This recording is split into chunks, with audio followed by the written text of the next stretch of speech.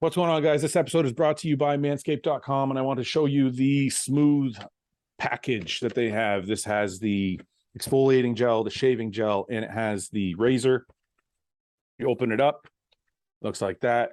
Listen, it's for the guys that want to use the trimmer to get close, and then the razor to get even closer, so you can get smooth as possible. Now, they also have body spray and body wash, which are two things I use all the time. They're my favorites. They smell great, feel clean. I don't feel oily and all that after I use the body wash. It's got a nice clean feel to it. If you go to the website, check it out. They got all their other products. Go to manscaped.com/RBP. Check out all the different stuff they have for men's hygiene. They have cologne, obviously the Lawnmower 4.0 trimmer. They have boxers now. They have all these different deodorants and lip balms, everything you could possibly need. So get to manscaped.com/RBP or use code RBP at checkout for 20% off plus free shipping.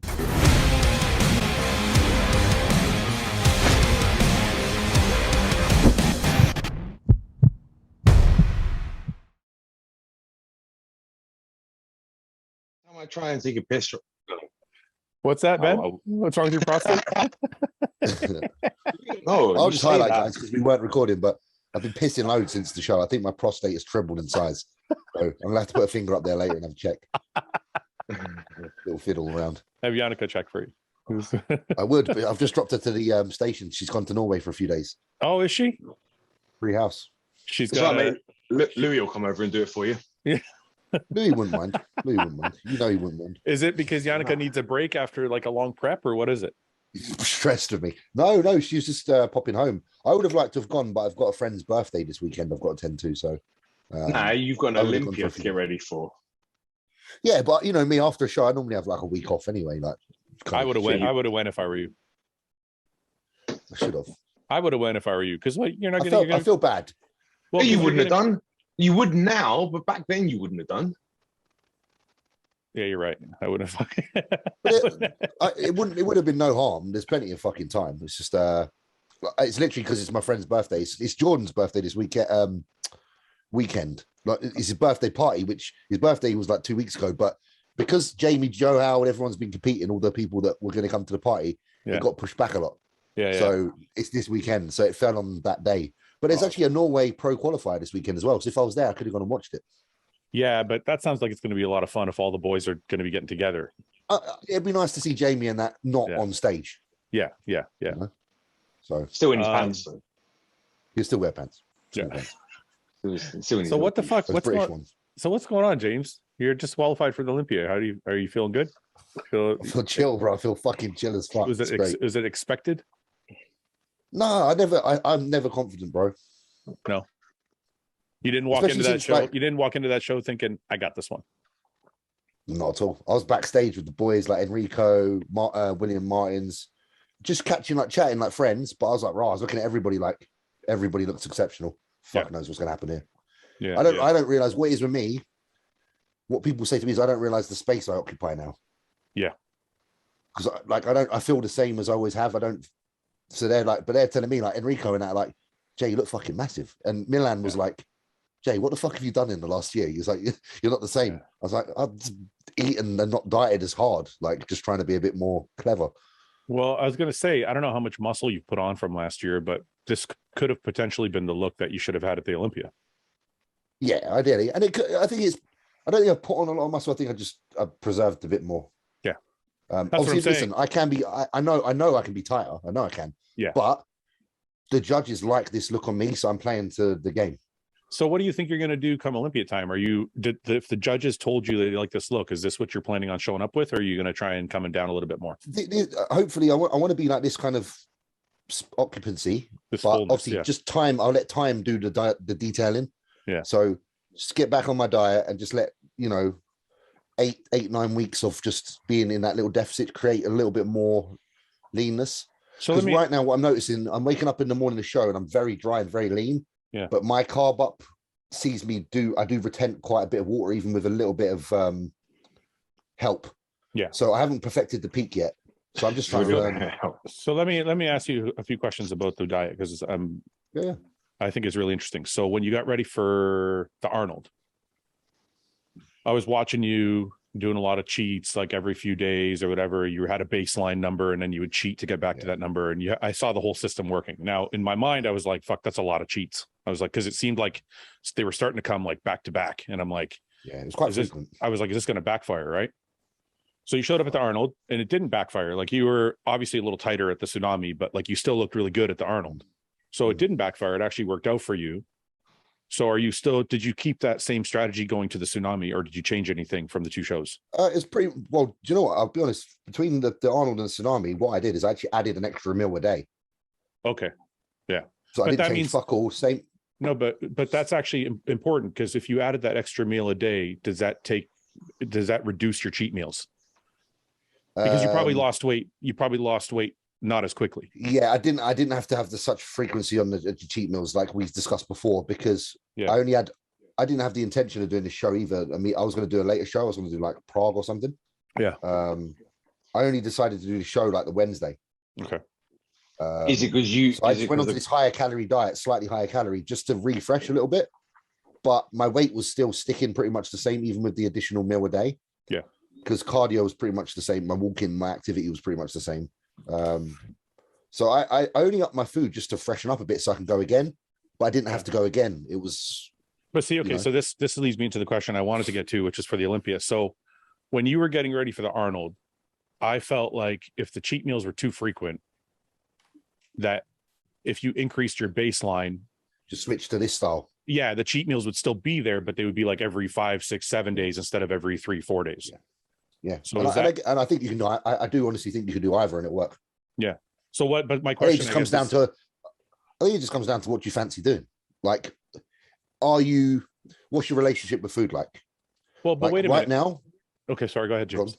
No, go ahead. I was to say right now, the motivation from the Olympia has actually seen me not really feel that necessary to eat food that's off plan. Mm-hmm. I wasn't overly motivated to compete this year, so the making it fun aspect actually allowed me to compete. Sure. So I did what I had to do at the time in order for me to even get for a show, if I'm honest. Yeah. I got you. No, listen, I don't think there's anything. Hey, Guy, how are you? Up, buddies? We're just talking about James's prep and strategy for cheat meals and all that between the two shows and for the Arnold. So, okay. So that's the question I want to ask. And Ben, maybe you can comment on this too. If you're doing a cheat meal, let's say you're doing a cheat meal every 3 days, right? Like your weight's coming back down that fast.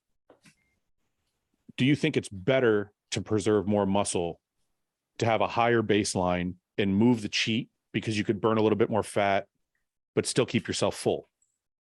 I mean, there's a lot at play there, because it depends. Are you trying to protect the body part as well, right? What do you mean? You need to like a specific body part. If you need to protect the body part, then you can't afford to go too long without that kind of refeed, or you can't go as deep into that deficit. So you might want to eke it out, or you might want to make sure that those refeeds are dead centered around that weak body part, rather than James was doing it instinctively off the number and the look, but doing it off of that rather than not to steer it away from James. But Hunter, for example, his refeeds are based very much around his back sessions. Sure. Right? Because we're trying to protect that. Sure. Now, if I did James's approach, and we do pancakes and meals out, right, around his back, we're still doing that. Yeah. And they will probably stay in, and we'll chip food away elsewhere, but we'll protect that center workout, right? So that's one side of things. James's way of doing it was less about protecting a certain body part, more about protecting the overall mass and going off of the scale, right? Yeah. So it all depends on the person, but they're both steeped in a similar approach, I think. So I have to ask you another thing, James, because I think it's valuable that you were talking about having a little bit of fun while still being able to get ready.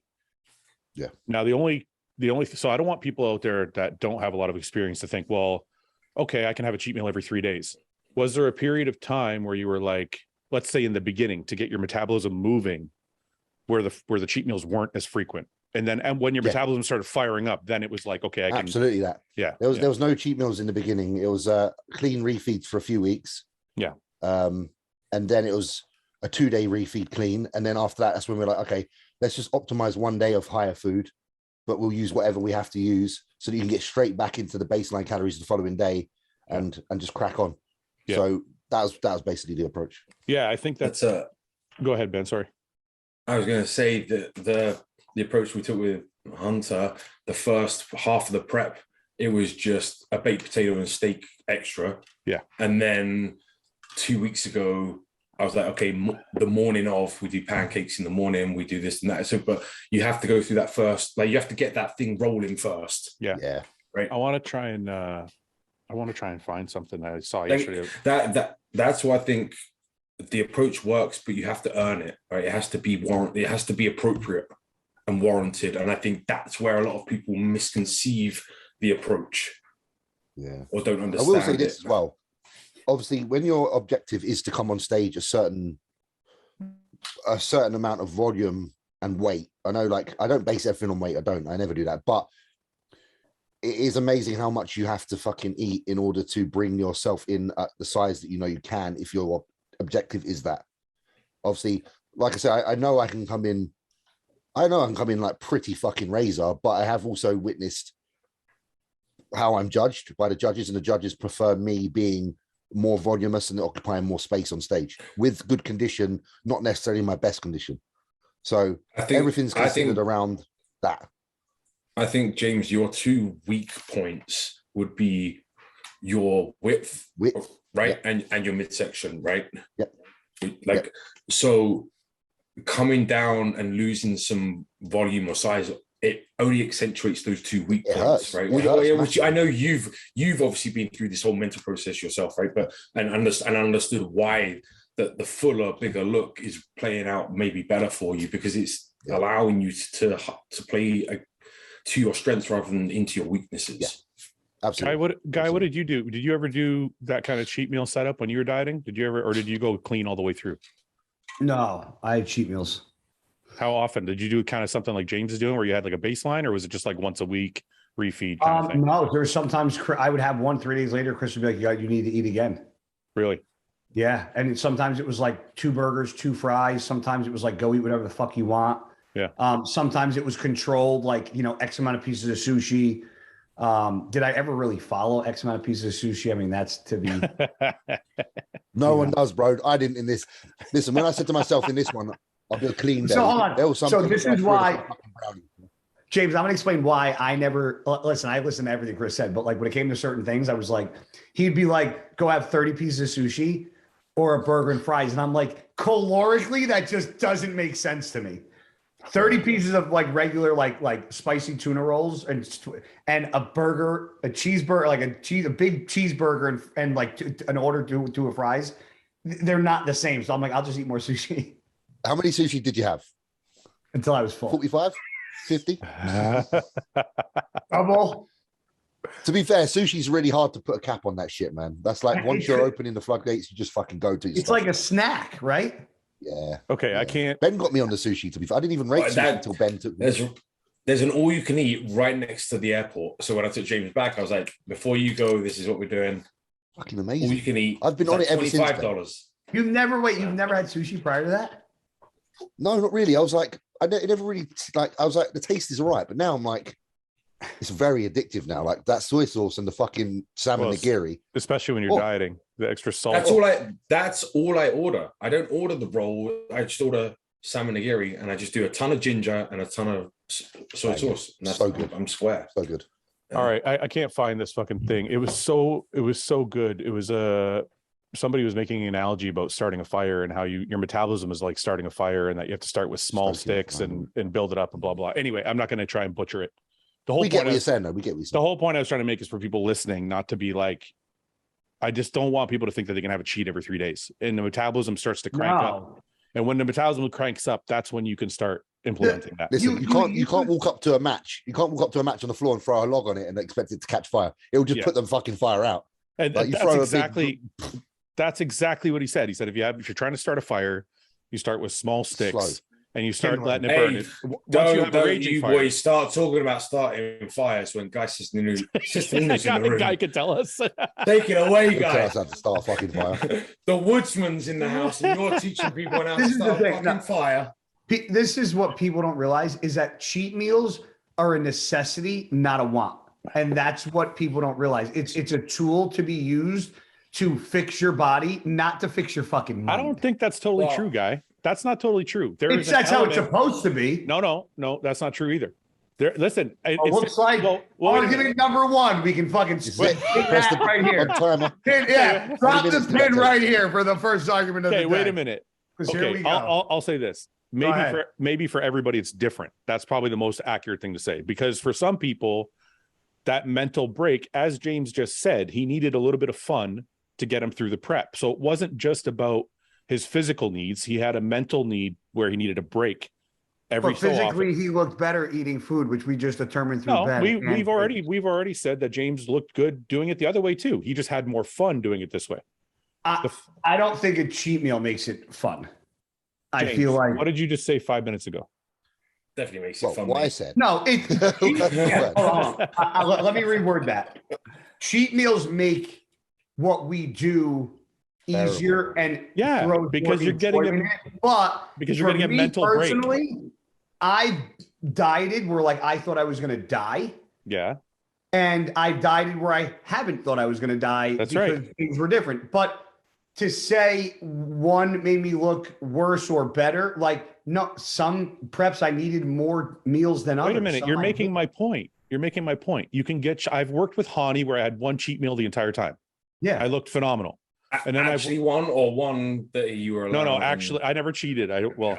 Yeah. So I had one cheat. There's a level to how bad he cheated. He's like, I didn't cheat here. I cheated here. No, so I had a prep with Hani where I had one cheat and I looked great. And then I had one prep with, multiple preps with John where we would do a cheat once a week. And John would literally say to me, hey, this is also for a mental break. Take your wife out, go to dinner, go have fucking a good time and get back to work tomorrow. It's not just physical. I could have prepped the entire prep on fucking chicken and rice. I never got given a cheat meal because I was like, I need a fucking mental break from. No. That's not what I said. But listen, I don't need a mental break. I've done both types of preps. It's not that I need it. Need is a strong word. Yeah. But if your coach says to you, hey, we can do this, it will give you a break. It'll make your body fresh. It'll make your mind fresh. And you get back to work tomorrow and it's not going to make you look any worse. Then it's helping both avenues, physical and mental. So it's a necessity at that point. No, it's not, because like I said, you could prep the entire time on a diet. Well, it's like saying this. I've done shows where I didn't cut out fluid, and I've done shows where I cut out fluid completely. Yes, and both worked, and one was easier than the other. But one worked this day, and one worked this day. Okay. It doesn't mean they would have both worked at different times. Let's just take James since he's sitting here. James won 2 shows a couple of years ago, doing no cheats at all, and looked great. James did a prep this year, cheating every fucking 3 days, and looked great. One was mentally easy, and one was mentally fucking difficult. True or not, James? It's a fact. True. Can I ask? I'm not arguing that more cheat meals makes things easier. I didn't. But you're saying there's no mental aspect to it. I'm saying there has to be, because from my opinion, and this is James. James knows this is coming from like an asshole place. I feel if you diet for 16 weeks and your job, that's our job as pro bodybuilders. In the way I think, I don't need a mental break for 16 weeks with fucking food. You keep saying the word need. You keep saying the word need. It's not about. I don't want. I should. Well, the way I view it, cheat meals are a necessity for the body, not because you're hungry and you're having a bad day and it's 16-week prep and I feel bad for you. I don't think that it's not that black and white. It's not that black and white. He did. Okay. He needed the. So let me finish. Let me just say this. He needed the cheat because of the diet he was on. So he had his base calories set lower, so he was losing fat faster. So he needed to refill. So I'm saying physically, you're right. He needed it, but you can't deny that there's a mental component to sitting down with your girlfriend and having a bite to eat and getting a mental. There's a mental component. I don't think that's worse for the guy considering the girls he's dated. That's not maybe that's why guys not getting it. That's why he's like, what do you mean? I sit down by myself in front of my TV. Yeah, maybe that's why you're not getting. You're like, the only people that see me eat are those two right there. I can see, Ben Stiller in Dodgeball at the end. Yeah, like literally eating the chicken. Like Goodman. Literally see that now. I think you know what it is, guy. I think because we're a little more old school, that we think if you're not suffering, you're doing something wrong. And I think that's only true to a certain extent. Go ahead, Ben. Go ahead, James. Sorry. I absolutely used to be that way as well. Yeah. I used to be like, you're a fucking pussy. I used to be like, you're a fucking pussy if you need off-plan meals. But, okay, so James, considering that you've done both approaches now and won shows in both instances, let's take this last one compared to the British Grand Prix, right? Which I think is your best look of that year, right? Versus this last look was your best look since, right? Going into the show, because I know you said, Fouad asked if you were confident, you said you never are. But going into the show, comparing the mentality of those two, considering the first one back in 2020, right, the British Grand Prix, you did everything like no cheats, perfect, everything. Did you feel mentally more confident and hardcore going into that show? Yes, I did. And that's why I said to you boys before I did the show, and I said on my channel, I was very honest. I was like, this is either going to work or fuck up. Yeah. I was like, look, I'm going to be really honest with everybody. I'm going to turn up on the weekend. You're either going to love how I look or I'm going to look terrible. We'll see. Yeah. So that's got to be something I haven't done before. When I worked with Patrick, I felt very confident because we had ironed things down to, a specific, to a T basically. And that can only make you confident. We always say, like, you put it out there and you see guys on their Instagram stories being like, as long as you've turned over every stone and done everything you were meant to, and when you have a coach that with Patrick is very linear, very like black and white. The stones. The stones that's easy. Yeah, that's easy to go. Did that. We're now on show day. I did everything I was supposed to fucking do. Good. I don't have it should theoretically be perfect. Yeah. This prep was like responsive. So this was me being very aware of how I felt and just saying, this is what I'm going to do. What do you think? Like, I literally made decisions daily, and there wasn't really, like you say, like a tick list. It was like, I'm going to take tomorrow as it comes. I'm going to take the next day as it comes. Every time I wake up and have a look at myself and my checking pictures, I'm going to make a decision there and then. And it could be totally different than anything I've done so far in this prep, depending. I think if you ask like 98% of competitors, hey, you can win this show and this one you can go in with every box ticked and feeling confident and win. And this one can be a little risky and you can still win. What would you rather feel? You would choose the other way. Most people can go with the safe one, right? And that's where mentally I think it's be very difficult, if not impossible, for most guys to do it, because that's listen, I think the anxiety that you have anyway from competing is rough. Yeah. I think there's also an aspect of like just the culture of bodybuilding. Like we think certain things are hardcore, like James said, and certain things make you a fucking pussy. I remember when I was competing, if I went to my sister's house, she'd be like, I know you're dieting, I'll make you your chicken. So she'd make me chicken breast and she'd put herbs and spices and fucking lemon juice and it would taste awesome. And I'm like, you did something to this chicken. You did something to this. I can't eat it. It's like when your mom made your food, you're like, this was made different. No, because my mom would cheat and put like a little bit of olive oil. My sister literally didn't put anything bad, but for some reason, because it tasted good, I felt like I was doing something wrong. Yeah. So like, I understand. I think that's just where, like, I've just changed a lot in the last year to how I feel about a lot of things, like in life in general, and that reflects massively in how I approach the shows now.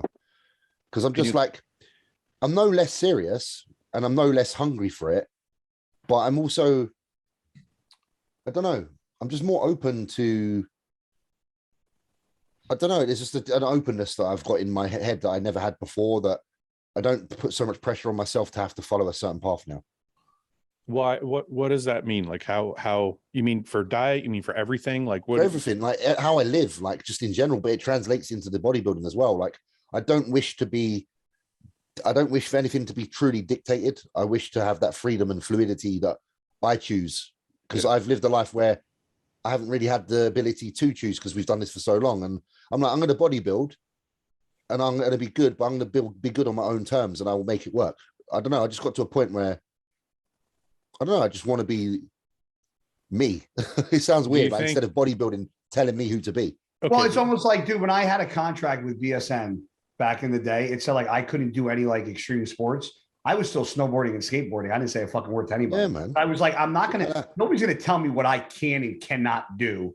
Like you can go to the gym and bodybuild, but you're not allowed to do anything else. I was like, well, what? They technically could if they wanted to. They'd be like, you're fired. You broke the contract. I mean, no, they could, but I mean, Jay said he had that in his contract, right? He did. I had it in mind, but I was like, it does. It puts a sour taste in your mouth when somebody's like, you're not allowed to. Like, it was literally like you can't have fun. So I want to ask you. The only thing in my contract is alcohol. I'm not allowed to drink. Really? Yeah. Weird, really? Isn't it? That's no. It's not. Hold on. No, it was in mine. It's not that you can't drink. You can't get wasted. In my BSN contract, you couldn't be in pictures or any kind of stuff with like holding a can. I couldn't be in. And if people were in pictures with like alcohol, I would walk out of it. Fuck, man. At Hostile, it's like a prerequisite. You have to have to take it. You need it. You're getting one, but you come in. We're getting a beer. I should see the people making your fucking protein. They're fucking. There's another. Those guys don't do it. Those are some more flavoring in the athletes. No, only the athletes. Athletes are allowed. So, James, I was going to say, more important question is this. Do you think you would be able to live this lifestyle or have this attitude about your bodybuilding lifestyle 10 years ago? Because again, we have a bunch of people watching and I don't want like this 20-year-old that's watching going, James can do whatever he wants and still show up looking like that's not going to translate to somebody who doesn't have the amount of mass you have. You're or 20-year-old put in the time. Who put in the time first. Yeah, you have to be like, I can only be honest. And I know that I've put the graft years in. Yeah. I didn't do anything other than bodybuilding. Ben's known me a long time. I can do these things now not because I can get away with things. It's because I know myself enough to know what I can and can't do through experience. Experience takes a long time to accumulate. If I didn't have the experience, I wouldn't be able to make these decisions or these calls. Every call that I've made this year with preps and stuff is because I have a history of being in a position where I've said no or yes to something. And now I'm basically just looking at what I've done before and making calls based on that. And you couldn't do that without this long time experience. Anyone who wants to be a professional at anything, you can't deny the fact that you're gonna have to put in a lot of fucking work and be very, very strict and very, very hardworking. Of course, when you get to that point, I do believe you can relax more to a certain extent because you get better at being able to put the focus in on what you do without overdoing it. So I don't think you're any worse at what you do. I just think you understand that there's a lot of wasted energy as well. Like you can over-energize, over-emphasize, over-put too much in. Like when you go home from the gym and you sit down and you're still like pondering the sets you've just done, that's too much. Like you can switch off and you can do other things. If you're ticking the boxes, obviously you're always going to have to tick the boxes, always. But the most important part is that it's how do you let this bit switch off a bit, because that's what's going to let you go for a bit longer because you're not going to be burnt out. Again, this is just my opinion. Anyone's welcome to say what you say is bollocks, but I'm just happy because I did a couple of shows where everyone basically said it's going to fuck up because you don't know what you're doing because you're just making shit up as you go along. I'm just happy I came out and qualified for the Olympia because it's proved the point. That's all I give a fuck about. Yeah. The difference between the 20-year-old watching and James is that James did the 20 years of work to figure out what he can and can't do later on in body. Like you got to go through the trial and errors and the torturing and the no cheat meals and the hating life to figure out, okay, I don't like people would be like, you should be like, you can't have any half and half in your fucking coffee for a prep. Like, no, I used to drink my coffee fucking black. And then towards the end, I would cut out Splenda. And now I wake up the day of the show. I'm like, I'll have coffee, 2 Splenda, and a little bit of cream right here. Thank you. Yeah. I did that with, you know, I did that with onions. Tony Freeman was having a meal with me. Listen to this. Tony Freeman was having a meal with me and he had like mushroom and onions in his chicken. So I'm like, hey man, onions have sugar in them. He looks at me, he's like, what? And I was like, I wouldn't put onions in my food because of the sugar content in the onions. So I was like, and those are the things you kind of have to go through to realize like, oh, that sugar from the onion is fucking nothing. Right. So yeah, I used to do the 4:30 a.m. cardio because I thought that was what you got to do. Yeah. Now I lay in bed until I wake up. Yeah. But The 4:30 a.m. cardio let me go to fucking work, earn the money to pay for bodybuilding, to get good at it, to earn a pro card, to get a contract, to be where I am now, so that I don't have to get out of bed fucking early. James, the problem is what you just said in this day and age doesn't exist. Yeah, people, but that's why I keep. I'm not okay. Hold on, because people are going to be like, I fucking do that. Okay, it exists like this to the people that I'm talking about. It's not their fault, though, guy. It's not their fault. No, but hold on. I hear more people literally. I've had conversations with friends about like their nieces and nephews not working, and I'm like, well, what do they do? Oh, they're trying to become a fucking influencer. Okay, but wait a minute. Can I I want to defend James's face. I want to defend them for 1 minute.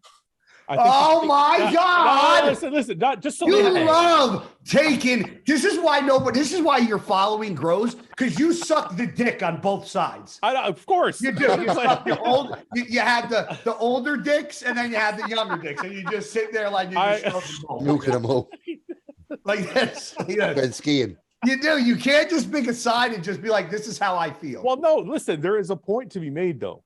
If you're a young kid and you're watching, let's say you see James, but you don't watch the podcast. Hey guys, click subscribe to Fouad's channel before he says all this. Listen to me for a second.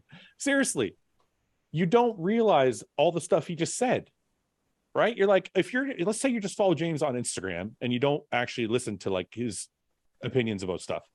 You're like, oh, James have another cheat meal. Oh, James have another cheat meal.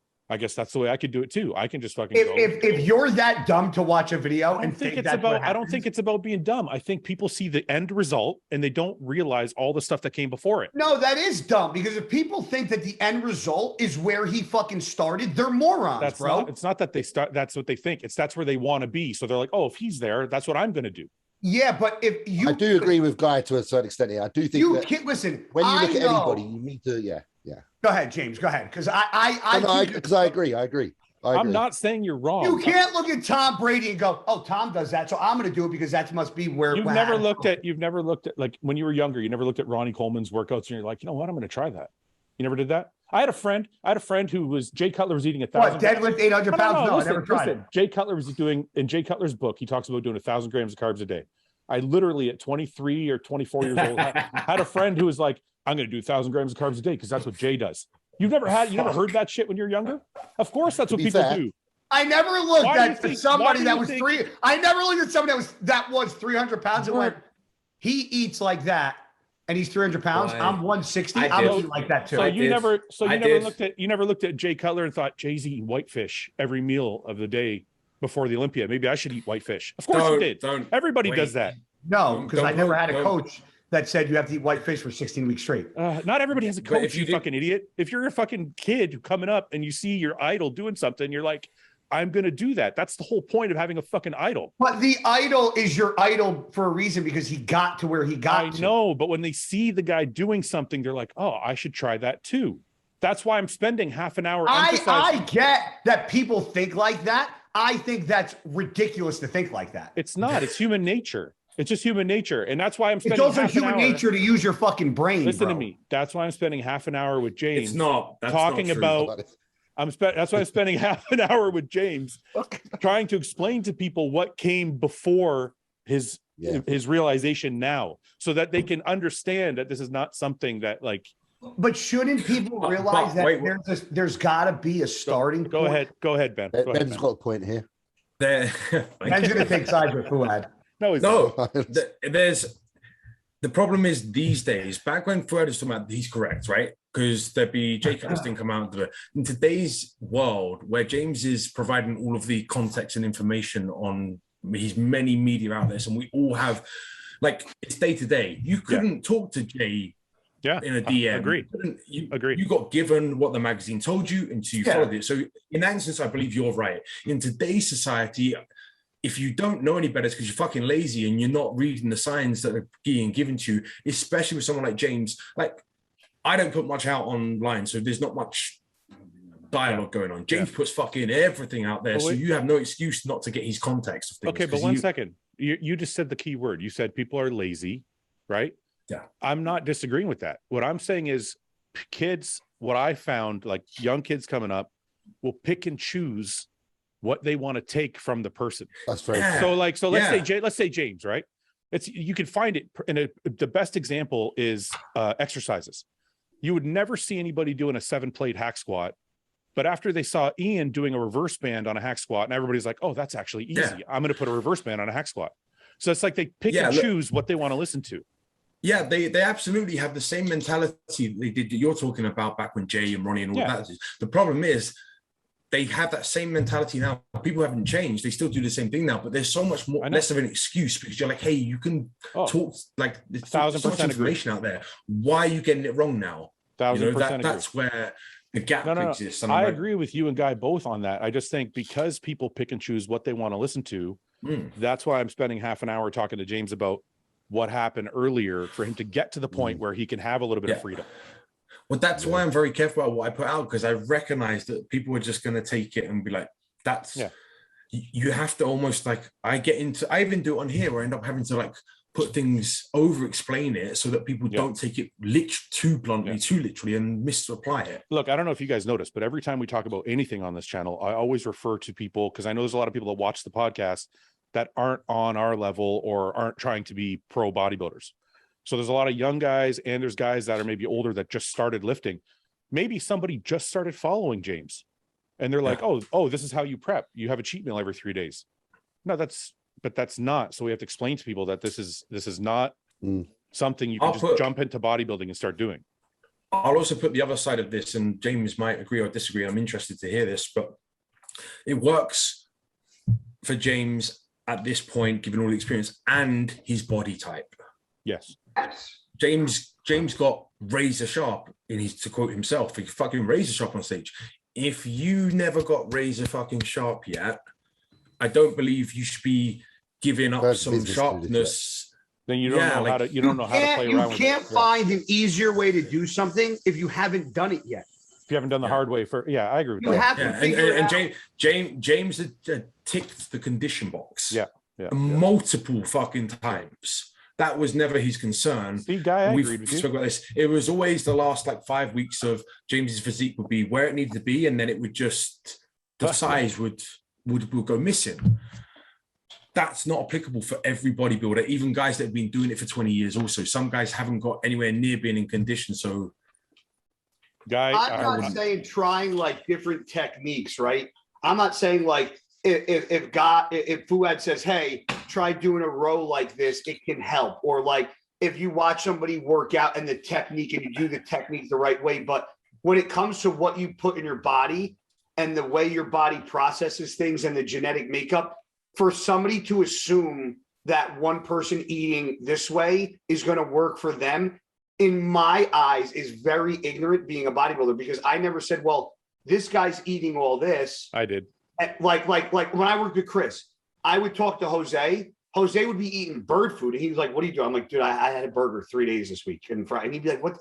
But I'm like, that's like, I didn't go, well, Jose's eating so little and I'm eating so much like that. Maybe I should be eating less.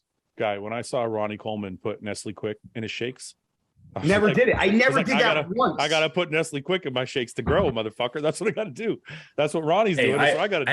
I watched Rocky. I mix my eggs with raw eggs in my fucking shake in the morning. Everybody's done right? It. This fucking care. Hold on, two things. There's me, yeah. Two things. There's me. One, Ben just said raw. Number one. Number two. So that can go with the banana. So I'm glad everybody just fucking heard raw, because it's raw, not raw. Okay. I've been saying raw to my hey, I got a 2-year-old. A 2-year-old got raws, dinosaurs, and everything. It rolls off my tongue. James, I don't even know what number two. What was number two? What were you gonna say? No, I was just gonna say like how we do pick up like habits. Like it doesn't even just go in bodybuilding. Listen, it's the same as when you see in an espresso advert with fucking George Clooney, and you're like, he's handsome, he drinks coffee. I'm going to drink a coffee. I got to get an espresso. Yeah, go get an espresso. I never drank fucking coffee. I never drank coffee because I saw a handsome man. I did. I bought an espresso machine. You're looking for the other podcast with Paul on it. Wait, I get shit for saying raw, and he says coffee. I didn't hear him say it. Yeah, he says coffee. Coffee. Yeah, he's like coffee. Cool. You give me shit. You give me shit about banana, and you put a W in coffee. Yeah, you put a W in your coffee. Listen, you end things with an R. Okay. You put a W. Hey, you put a W. I'm okay with it. I'm okay with that. Hold on. You say coffee. Say coffee. Case number one. I'll be right back. Say coffee. Coffee. Coffee. Coffee. Coffee. You say it like it's a question. Like you ask coffee. Well, you like, say it then. You say okay. You say it. Coffee. coffee. Coffee. But yeah, you okay. All right. You didn't even say the fucking word. At least I said the actual word. It just sounded like had a different connotation on it. You just plain didn't say the fucking word. You said a different fucking word. You added letters to it. Oh, you just added an R to banana and roar isn't. Are you serious? You also added a letter, Ben. And banana is not adding a fucking letter. I wanted to show this for people who haven't seen it yet, because some people here aren't on Instagram. This is my favorite shot from that show. That's crazy. Isn't that a great shot? Yeah. That's one for the books for sure. You don't get like shots like that very often that are like. It was the smoke they had on stage. You know, when I was up there, yeah, I thought it was me steaming because I was hot. no bullshit. I was looking, I was like, fucking hell, I'm boiling. By the way, Hey, how's let me that for tell a you backdrop? something. But how's that for a backdrop? In your backlash, that's how the Olympia. That's how the Olympia should be. The stage should be that fucking. You think so? I thought this was black. I thought this No, was really no. Go back. You mean the black Just background? that. Just that. Yeah. With smoke. That, and it should say at the top like Mr. Olympia or whatever, right? But then it should just be black with smoke on it. That'd be fucking. I mean, this is a perfect example. Look how good they look with nothing going on back here. Alfred really. I'm so happy for Alfred because I love Alfred. He's a really good guy and he looked really good. Fucking great physique. Yeah. He looked really He's good. He's added so much muscle. He's a beast, mate. Yeah. If he had 10 or 15 more pounds on him, he's fucking dangerous. Him and Enrico come forth at the best conditioning and showed them to, and it was so clean. It was brilliant. So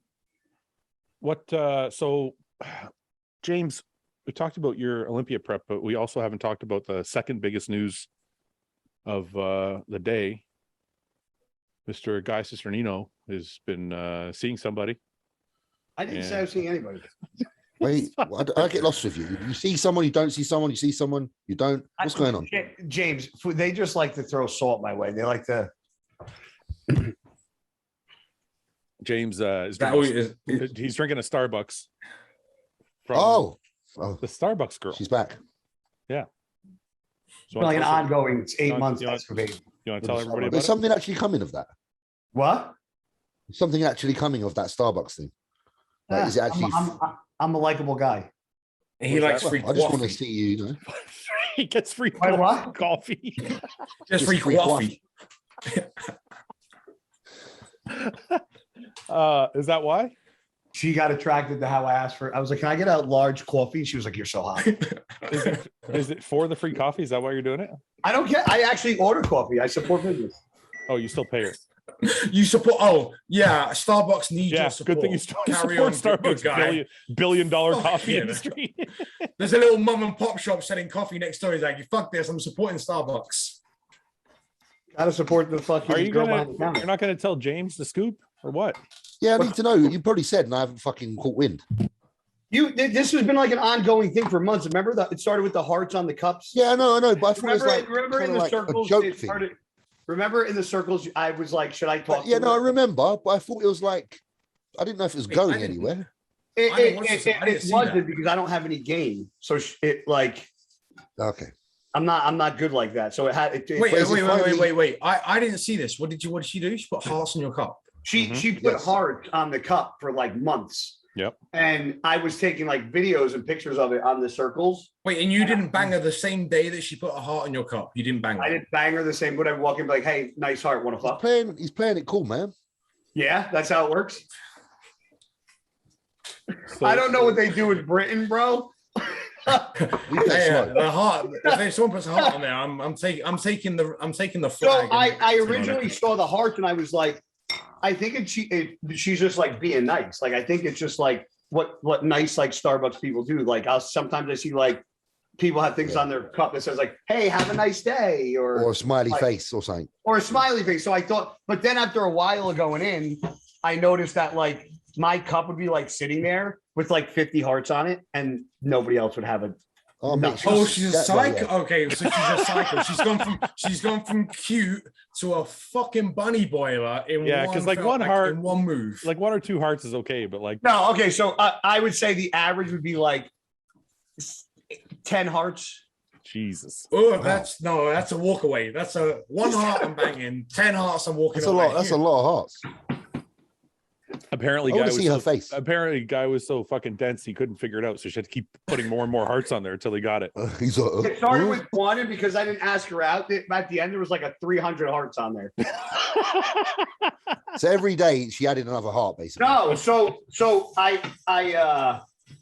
we like had conversation, and I asked her to like hang out a couple times, and she had like a couple things came up.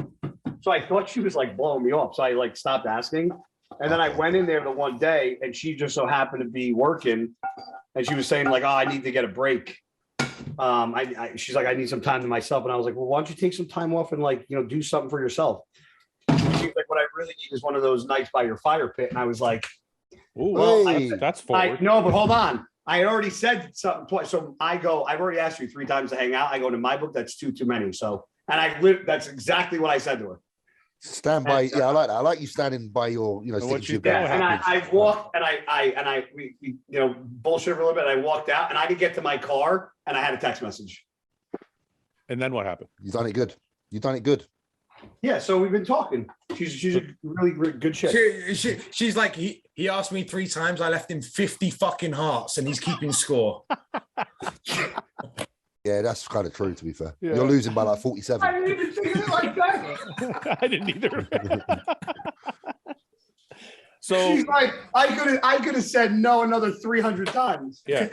Literally. So you so did you have her by the fire pit? Yeah, I've hung out with her a couple times. And That's good. She's like, Fouad said, did you have her over the fire pit?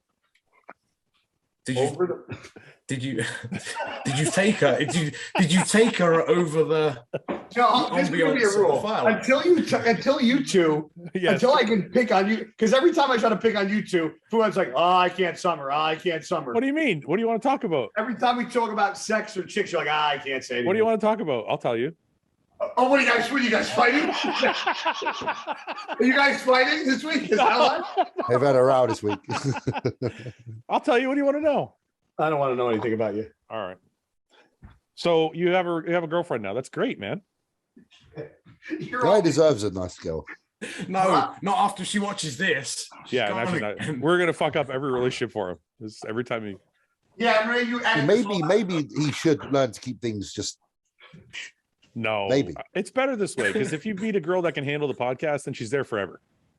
That's true. No, it's just better for you because it's funny to poke fun at him. No, I believe that. Listen. So I tried 2 separate things. Believe. No, listen.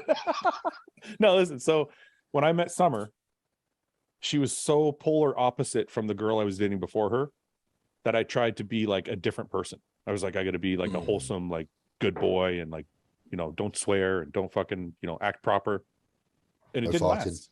No farting. No, it didn't. Wait, what do you mean? Wait, it didn't last. What? Being nice? No, our relationship didn't last. We broke up after a year because it just wasn't. It didn't seem real. It was false. It wasn't you being yourself. Yeah. So then when we got back together, I was like, look, I'm just going to be myself. And if you don't like it, then I'm sorry, but I can't. Like, this is who I am.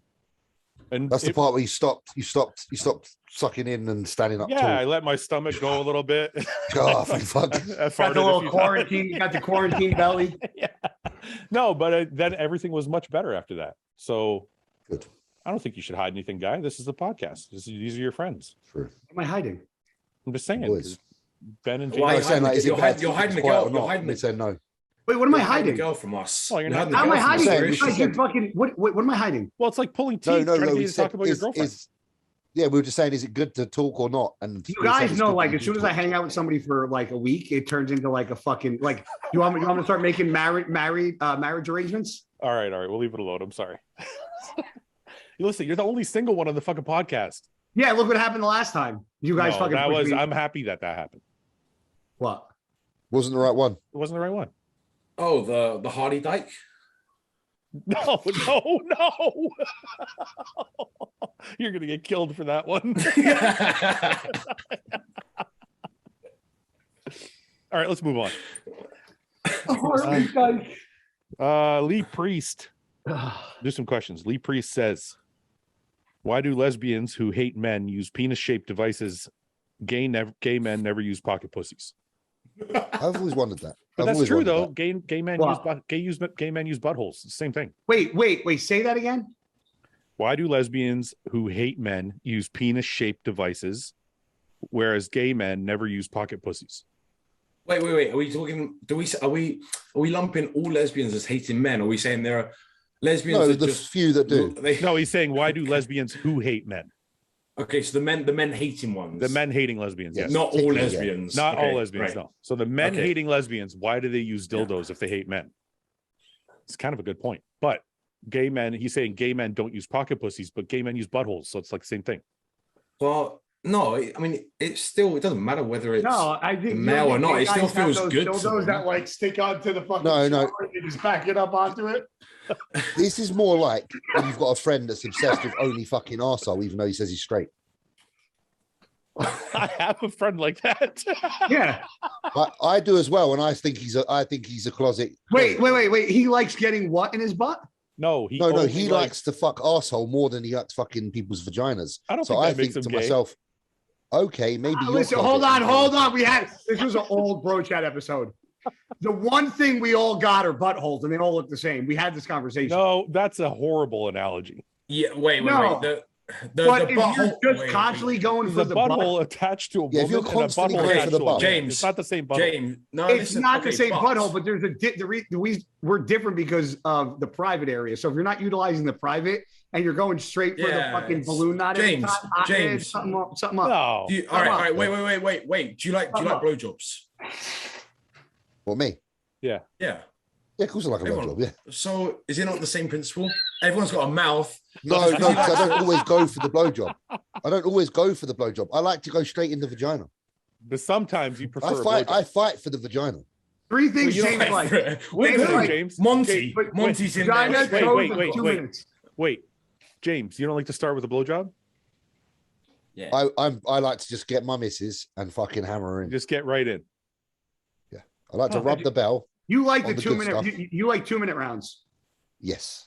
Yeah, 2 minute rounds are good, but I like a starting point. 2 minute, bam. Beautiful. I don't like long sex. Don't need it. I just want to fucking get my heart rate up, get a little sweat on, get a little stomach cramp. Oh yeah, you're not a bodybuilder. You're not a bodybuilder. I just want to get my heart rate up, burn a couple calories. So, okay, fine then. Guys, do you like blowjobs? I still don't think this is the same. Who doesn't? Well, men have mouths. Does that mean you're gay? Yeah, but men have beards. Not all men have beards. Hey, there's some So women get a that have some beards blowjob. too, man. Getting a blowjob off a beard is very different. Well, men have hairy assholes. Women don't. No, women do if they don't shave the fucking arsehole. Men have fucking clean shaved faces if they shave it. It's the same argument. No, listen, if you leave men and you leave women alone, the one body face part will grow a beard. Wait, it matters. It matters. It what matters The who body the part is hand. attached to. It matters who it's attached to. A hand is a hand. If this is and a mouth look, is a picture mouth. this round your cock. But I want to Picture fuck. these hands, Fouad. Yeah, exactly, bro. Fouad. I don't want to picture your hands around my cock. James is like, picture your hands around, picture this around your cock. I'm just grabbing you. Honestly, I just find it a bit suspect if you're always wanting your missus to turn over and stick it in a cornfield arsehole. I don't know if I do. Listen, that's not my go-to, but I don't think it's the same. Nah, bro. Like you like vagina, yeah? So 9 times out of 10, you're probably gonna go vagina. You might want a bit of bumhole to spice it up every now and then. Yeah. Yeah. This guy, 9 out of 10, he wants bumhole. I don't blame him though. I do. I tell you who was like that. Luke. I was just gonna say that, but I didn't want to bring it up. I wouldn't have I'm glad you brought trusted. I wouldn't have trusted Luke if we both had a drink. In fairness, Luke did say, I have a friend who is bi, and I'm a little jealous because I wonder if I'm missing something. Wait. Let me say something. We had the same conversation. Ben, Wait, missing what? you know who I'm talking about? I'm talking about my other friend Luke. So maybe it's something in people called Luke. No, listen, Luke and I had this conversation. We were like, wouldn't it be much easier if you were bi? Because everybody's up for Then grabs. everybody's available. Like you have because this was like when he was single and was like looking for a cheese. Like none of them, they're all dickheads. Like and he was like, wouldn't it be easier if I could fuck all the guys too? Actually, James, you're right. Maybe I should have been concerned. Maybe that was his entryway into. You were with him at the shows, bro. I don't think it's the same. I think whatever's attached to the hole is what matters. Yes. Because if you close your eyes, a blowjob's a blowjob, no? No, I think of whiskers. Not if they're clean shaven. You wouldn't know. Not if their sucking sound is a deeper tone than a female. If you went to a glory hole, you're not going to know who's on the other side. If I heard, yeah, exactly, like Ken Kniff on the fucking. If the person was very quiet and had a shaved face, you would not know who's on the other side. I feel if the person was very quiet, you feel the really awkwardly quiet. Like sucking their, like, why is this podcast is constantly going to like this stuff? Okay, let's move on. I'm going to be so quiet when I suck. James, the only way you wouldn't know it was a guy. The only way you would know it's not a guy is if like it was like. I don't think you would know, dude. I really don't. That's so. All right, that's okay. Let's. All right, the next time, Fouad, we'll go somewhere. I'll fucking drill a couple holes. No. And there'll be a couple surprises. We still haven't answered. We haven't answered the actual question that Lee wants to answer. Just why do lesbians who hate men use dildos? I think just because it's like they hate fuck the dildo because they're so mad. I think it's because the female that likes to use the dildo probably inside is a little bit, maybe has slightly higher testosterone. Maybe a little bit more masculine. I think it has nothing to do with any of the above. It's chemical. I think it feels good when they put it in because it feels good getting fumbled by a massive. That's dildo. Which gets confusing because what do you want to be with somebody that fucking makes you feel that good and you're buying a fake dick anyway? You're not just because you got to talk to the guy after. Guy, a big fat ugly chick that you don't find attractive could still get you off. She can still give you a great still, it would still feel good if she's whacking you off. Yeah. And what are you talking about? That's why guys go in prison and get hand jobs or bro, like the fuck is in prison. They're like, oh fuck it, I need to get my load off. All right, that's a question. I'm not saying I would. I'm just saying that the answer is because it feels good for them. I want to know what James is going to ask. I want to know how long a stint in prison would you need to do in order to say, all right, while I'm in here, I won't mind getting wanked off by another. I still got my hands, brother. I don't think you can answer that unless you're in the situation. Decline. All right, look, so let's say you get 6 months. Oh, I can hang 6 months. I can hang 6 months. Yeah. Telling me you wouldn't get wanked off by your cellmate after 3 months. I'm good. 6 months. 6 months. Me. You wanked off. The question has to be, if you know you're in jail for life, and you're not getting out. Yeah, but you guaranteed. Yeah, I'll be sticking up arseholes and everything this is life. But what I want to know is what's the minimum? It's like how long would you have to serve? As we said, how much bird would you have to do? Before you allow someone else to wink. I got a question. If you were stuck in jail for life, who would you want your cellmate to be? What if this has to be a geezer? It has to be from the prettiest man I can find. From the podcast. Oh. Who would I probably bum the most? Guy. Don't throw me into this because I'm the shortest. Guy. James, I got a beard. In fairness, James, guy. look at the beard. James, beard. Look at these hands. They're soft looking. Who can you wait? All right, let you boys choose. Who can you see me fumbling in the most? I don't. Why are we still talking about this? I think you see James fumbling. I think the two Brits would get along well together. In fairness, Ben, sorry, bro. He's a bit too tall. Let's move on, please. Let's move on. This is so. I was actually quite enjoying that. I think I might. We finally found the line. We found the jail talk is the fine line that did this one, and let's move on now. We definitely. Honestly, I think I was converting during that conversation. Okay, Bobby Guns. That's Guy's friend. Says a female wellness competitor friend of mine who was coached by a big name, who I won't mention, had her on roughly 700 calories for months on end. She hit a wall and actually started gaining weight after 6 weeks of that or so. She got blood work about 7 weeks into that horrible part of her prep, and her thyroid numbers were all in the high end of normal. My question is, how is it possible to do 50 minutes of cardio twice a day, train and eat so little, and plateau for months, and then actually regress while her thyroid function was normal? Because your body goes into what's called a starvation mode. Okay, wait a minute. Without the bro science, I think if I would like to know. Well, that's actually not science. No, you're right. But wouldn't that also mean that your thyroid slowed down? I think that's the question. Well, Yeah, your metabolic damage. your inactive to active thyroid production would definitely slow down. But that's what he's saying. Is it still reading normal? He's missing all of the. You're missing all of the other hormonal interactions that are going on. Cortisol probably being the primary one where it's fucking through the roof. So cortisol, Like you can't just go. The body is this enormous organism that is designed to work as one system. When you fuck up one thing, it's not just one thing. You know, oh well, as long as thyroid numbers on blood work look okay, then deficit and output problem solved. No, there's a whole cascade. Meaning, like if your car runs out of oil and it burns out of oil, that's not the only problem you're going to have because everything else is going to start to fucking. No, that's not the same. No, it's like saying.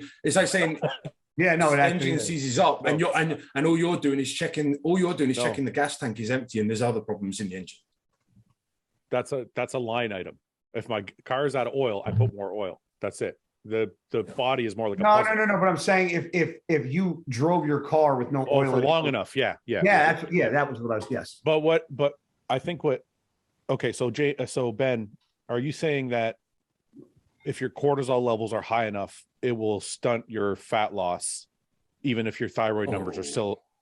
What are you saying? Just explain it to me in layman's terms. Yeah. I mean, if you're going to just focus on one possible other variable that isn't thyroid related, then yeah, if she's running that low food, that high cardio for that extended period of time, you could probably bet that her cortisol and is it ACH is like through the roof, right? Okay. In which case, it's going to block a bunch of other cascades, and fat loss is going to be very slow to occur during that point, right? So you can have that's one aspect. Okay, so just let me ask you another question. I don't know if it's this black and white, but so you can have thyroid numbers in the normal range and still not be burning fat, is what you're saying, obviously. Yeah, because you're having other symptoms. In the instance of cortisol, that could be overriding and blocking everything else, right? And putting the body into a state of dysfunction. Good. It's not as black and white as that. Bobby, I hope we answered that for you, brother. That's actually, I didn't know that, Ben. Thank you. How did Guy like being on a German podcast? When were you on a German podcast? What's going on, guys? I want to talk to you about the newest company I'm working with. And as you can see, I'm chewing a big wad of gum because it is Bashmouth energizing gum. Athletes, gamers, especially everyday life. You just need some energy. It's 130 milligrams of caffeine here. Bashmouth.com is the website. I'll show you real quick. If you get there now, you get free shipping for a limited time. Get yourself a box today. And don't worry from now on. If you need some energy, just pop a piece of gum and it will keep you going all day. Oh, some guys asked me to do a podcast weeks ago. It was cool. Did you do it? Was it fun? Yeah. It was cool. Okay. I showed up out of the blue. The one guy said they were fans of mine. They did a podcast. Would I be willing to come on? And I showed up out of the blue. I appreciate it. Why do women never openly talk about gear? Because it's not acceptable yet for women. Anybody else have an opinion?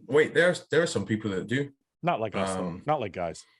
I think Corey does on John Jewett stuff. She's pretty. I don't think she's saying there's nobody. I think she's saying in general, women don't usually tell you when they're on shit, whereas guys don't care. I think they're a little bit embarrassed by it as well. I still think in women's, I still think women a lot of women I know would still rather claim natty than men. Men are kind of like, don't mind. They're like, oh yeah, I do take gear. I got asked. Mine is the girls I was in London 2 days ago and a couple of guys came up to me and they were like, wow, you look crazy. You look good. Are you organic? And I was like, nah. Organic. I don't mind. Yeah, I don't mind. But like, I think for a woman, if you were to ask them that, they would be very like, oh. Well, until they answer you with that deep voice, like you take gear. No, this is all organic, mate. Yeah. I think it's also for men. It's way more obvious. Like if James, if you looked somebody in the face, you're like, yeah, I'm natural. They're probably not going to believe you. Whereas like some girls could probably get away with it because they still look somewhat natural. Even like most girls could be. I'm just thinking of some girl. I'm thinking of some girls. No, I know there's some that definitely don't look natural, but I'm thinking like a lot. You natty. Yeah, still nutty. No, I'm thinking of like a lot of first-time competitors. Like I've seen them. They still look normal. They don't have a ton of muscle. Oh, absolutely. And I know a lot of skinny guys that use stuff. But the funny thing is with those type of girls, and I'm not saying all of them are like this before anyone gets pissed, but you'll have them be like, oh yeah, I'm natural, but they've got fake tits and fake lips and everything else. I'm like, why do you care? If you're happy to go and get all that done, we're all okay with you taking steroids, by the way. It's fine. You do. I don't think they're worried about the men. I think they're worried about other women.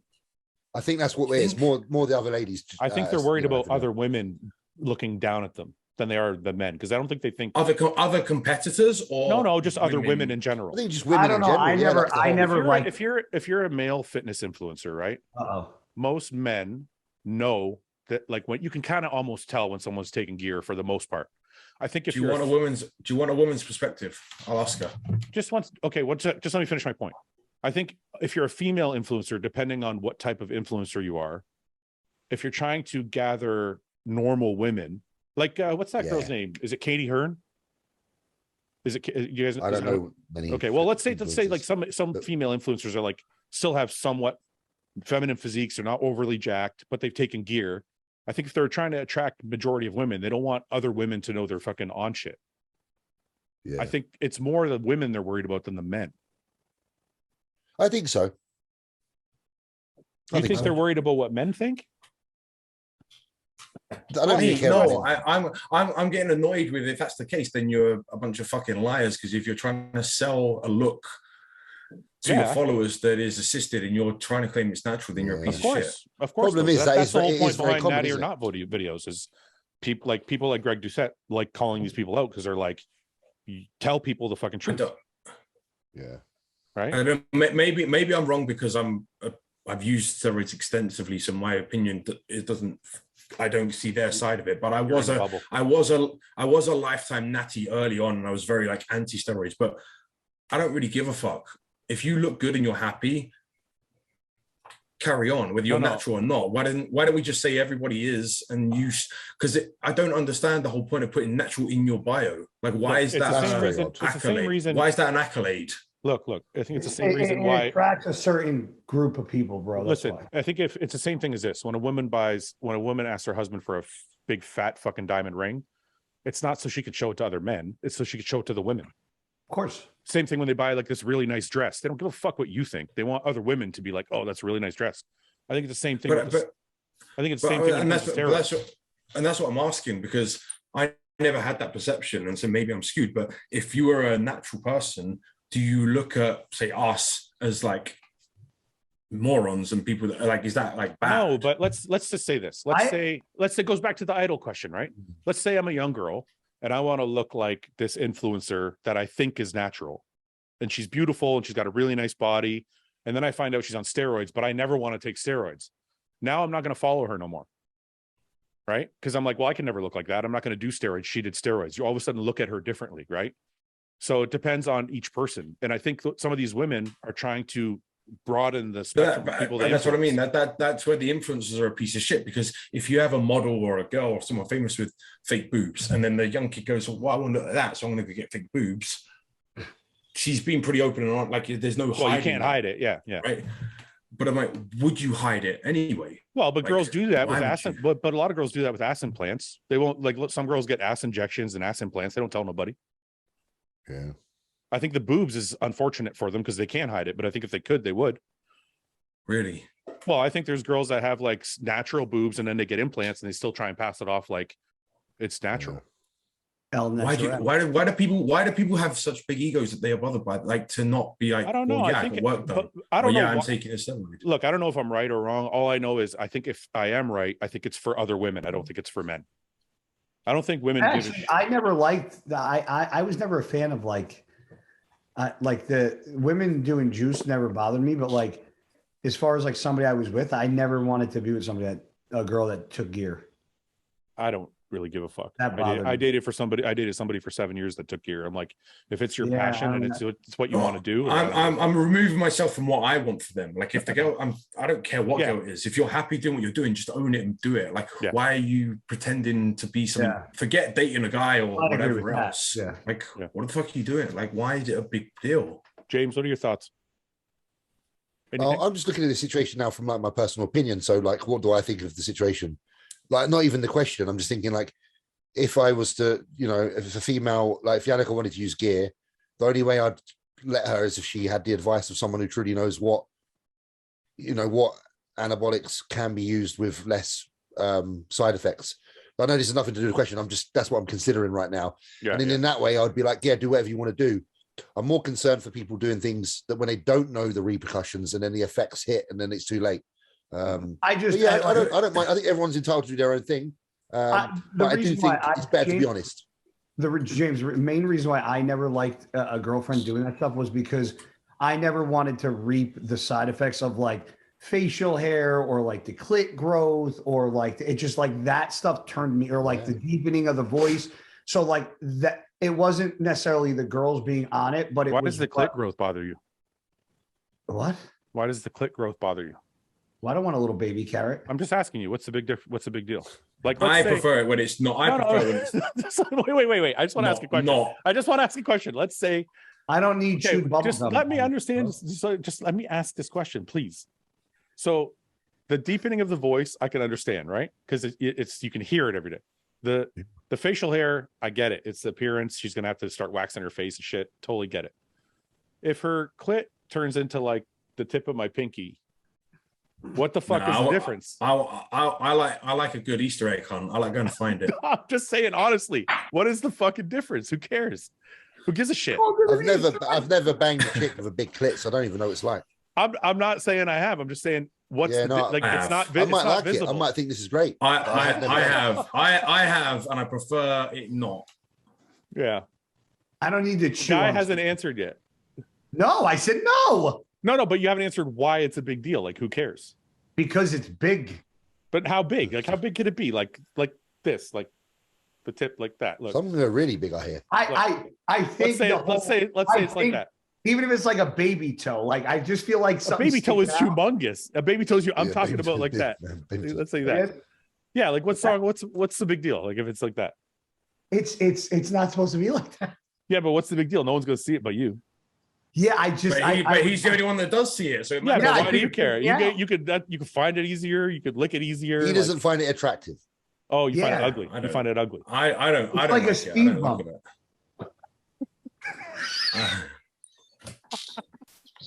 You're such an idiot. Okay, let's move on. We're all idiots. This podcast is a fucking shit show. Okay. It's getting worse. It's getting fucking worse. It is getting worse. He's like, no more talking about the sex in jail. Now, big clits. Well, I'm just saying. I want everybody's opinions. Ready, go. I just don't understand why it's not visible. I'm going to say this. Before you came on, me, James, and Fouad were having a very serious, sensible chat. Yeah, this is your fault. I got brought into cheat meals, so don't turn this around on me.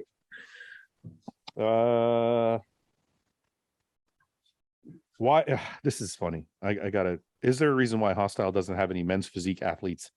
Is it just coincidence, or is a men's physique look isn't what you want representing the brand? We do have a men's physique athlete. Who'd you have? Nick Justice. He's an amateur. He's a men's physique guy, and he's actually made a ton of progress this year. He's put on a ton of muscle. He's like 245, right? Yeah. Can we plug him? Can we look at him on Instagram so I can see him? Sure. He's a good kid, man. Nah, fuck it. Don't do that. Nah. Oh, come on. He works really hard. It want a pay rise if you do that. I wouldn't mind seeing him. Just so we give some context to the person. I think we owe him that. I've heard of him before too. He's a good kid, man. The name's cool. He works really hard. He's done put a lot of muscle on his physique. This is 188. Oh yeah, okay. Look at this, 188, and this is June 20th, a year later, not even a year later, 225. Where does he live, Fouad? Wisconsin, I believe Wisconsin. But yeah, how did you come across this young man?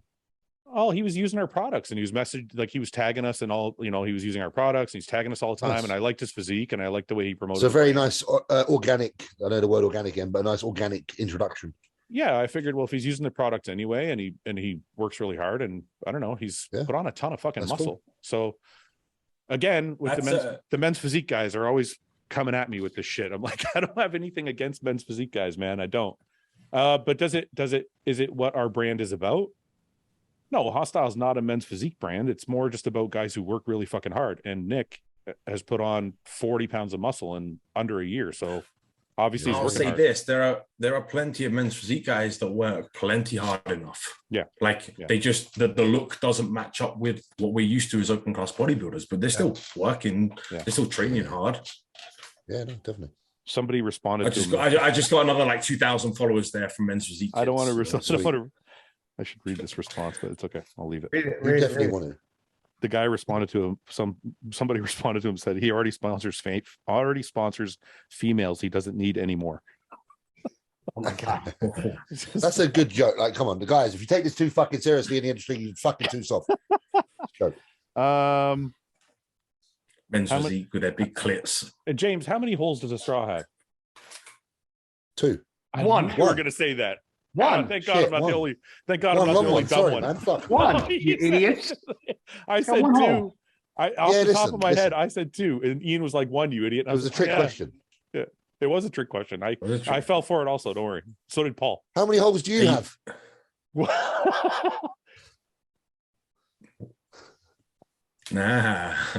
8. But do you? No. Because if you're 1, 2, 3, 4, 5, 6, 7, dick hole 9, 8, butthole 9. No, because I think we still get it wrong. If a straw is 1, then why is your mouth and butthole not 1? Yeah, exactly. That's what I'm trying to highlight. First of all, because you're comparing a straight line. He's right. To He's fucking, right. I put food in one hole. I put food in one hole and it comes out the other end. Listen, guys. No, he's not. If you swallow a bit of string, you got 2 different intestines that are. You got your esophagus, let James talk. stomach. Let James talk. Go ahead, James. If you get a bit of string, and you fucking swallow it, but you keep the other part in your hand, after a day or 2, you're gonna have a bit of string coming out your arsehole and a bit of string in your hand. That's true. He's right. And you'll be able to go like that. And you can floss yourself. Just floss right through. Your colon out.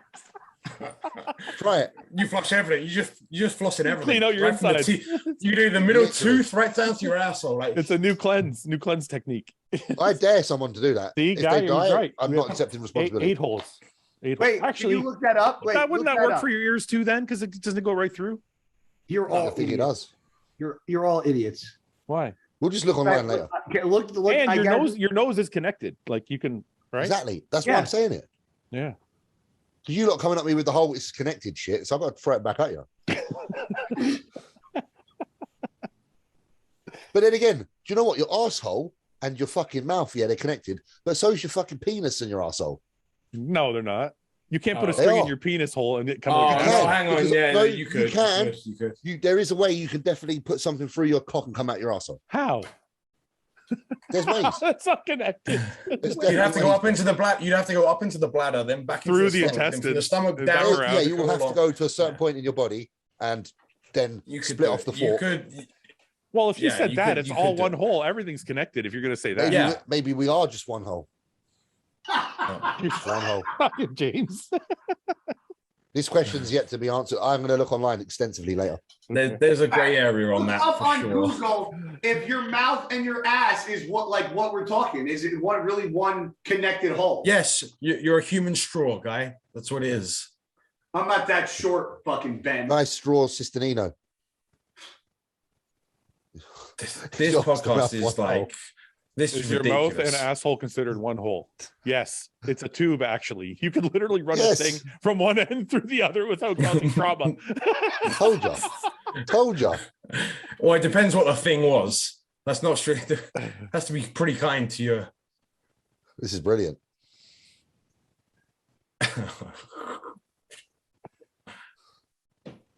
Wait, whoa, no! I don't want to. Start with smaller things like fingers or toys. What? Practice with your dildo.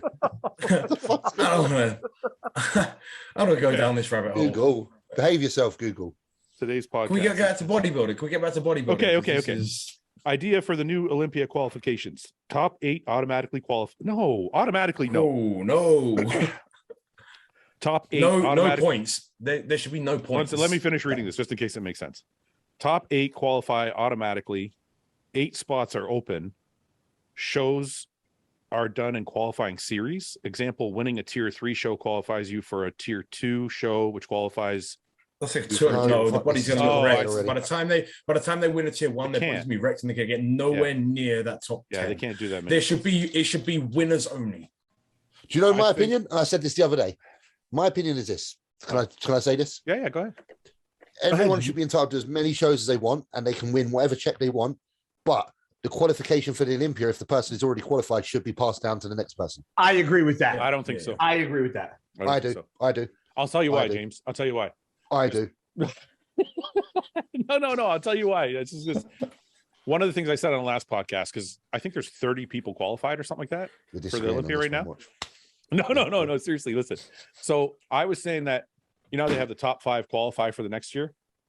Yeah, I was saying they shouldn't have that. Just the Olympia, just the winner should be able to qualify. I say top 3. I say top 3 and then winners. Podium finishes.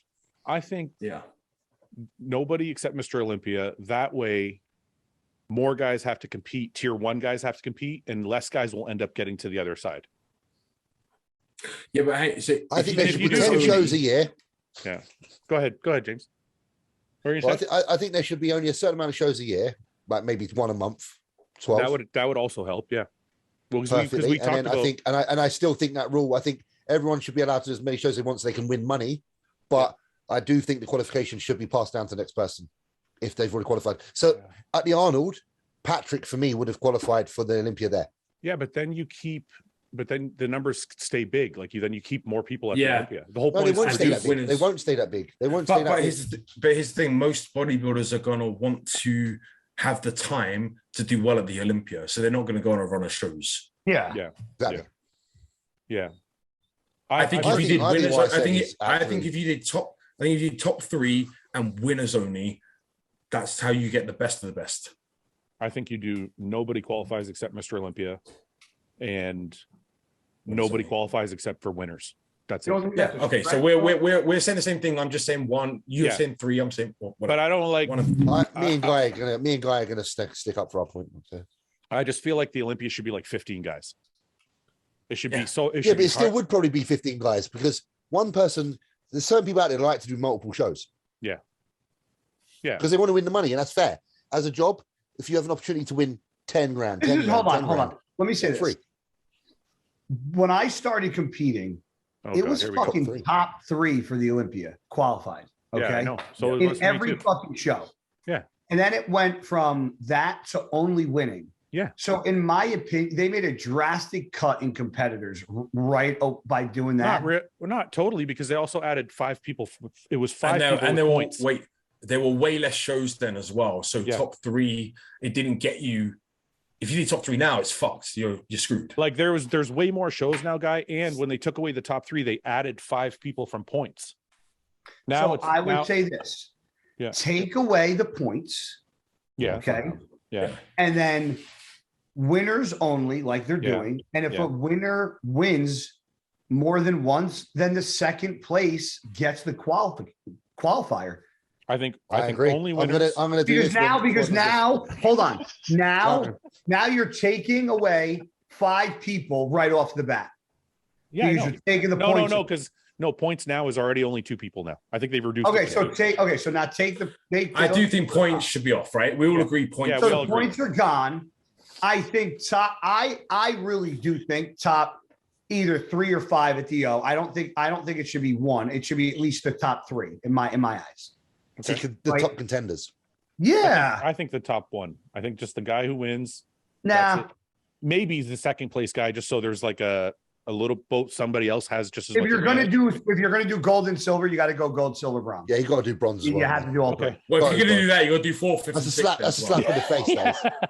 Fuck it, I'm going back to my original. Winner only, and winners only all the rest of the year. Everybody else, fuck off. No, I'm top 3 at the O. Winners only, and then the highest place gets passed down to second place. All right, and I'm in the middle. I say top. I'm in the middle. I say top 3 and winners only. That's where I'm at. I don't think they care. I don't think they care. I don't think they care what any of us say. You can break the tie. I'm with you, guy. I'm James with you. agrees with you, guy. Oh, okay. I said it even at the shows. He said it before you, guy. Oh, Yeah, I really think that would be a great thing for the. I think that would be good for the but I federation. agree with you, James. Yeah. See, we agree. I want the Olympia to be the most prestigious. It's got to be hard as fuck to get there. But it still would be, because that person that's qualified already is fucking good. I mean, James, in your scenario, it's only going to help like one or two people. How many times do we see like the second place guy get knocked out? It would happen a bit more though, because you get probably two people then. Well, say Patrick and Andrew decided to do two shows because they wanted extra money. I just want to add one more thing, regardless of what scenario they go with. There should be less shows altogether. Because how many shows have we seen this year with like two guys?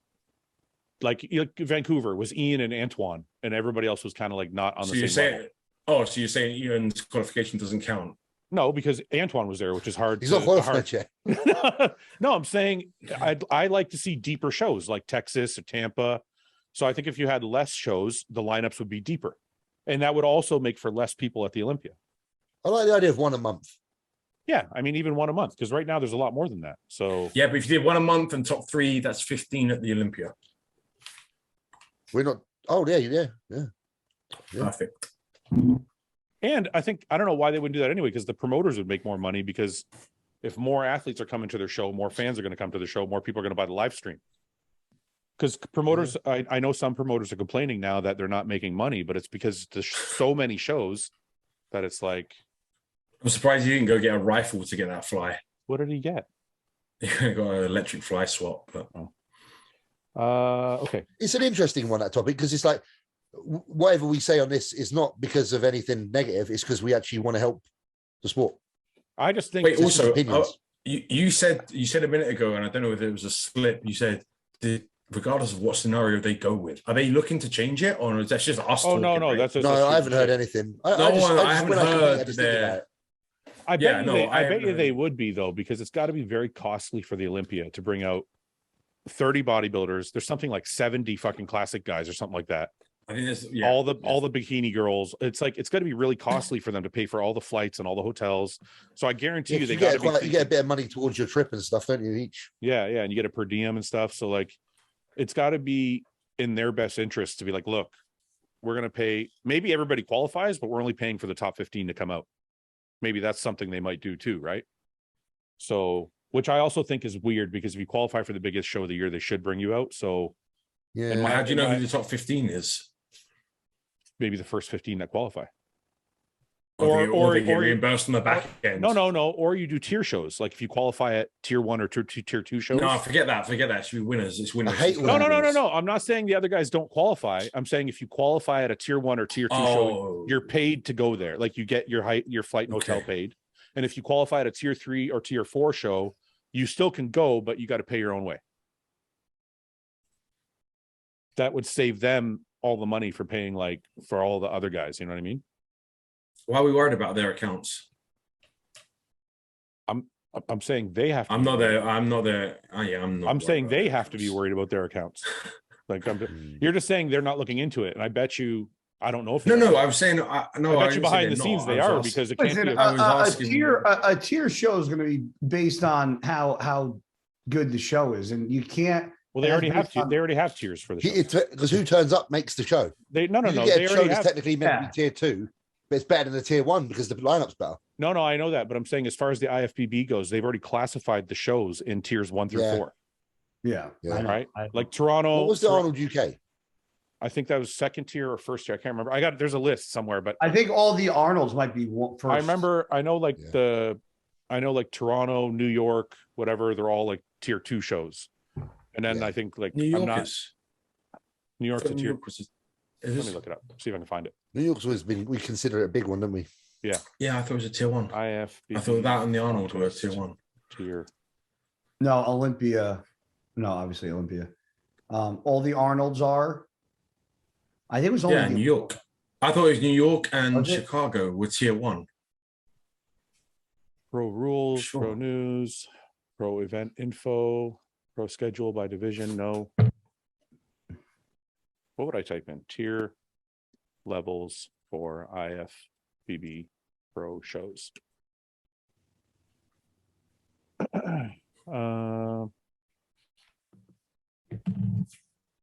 No, I'm pretty sure. I'm pretty sure New York and Chicago are tier 1.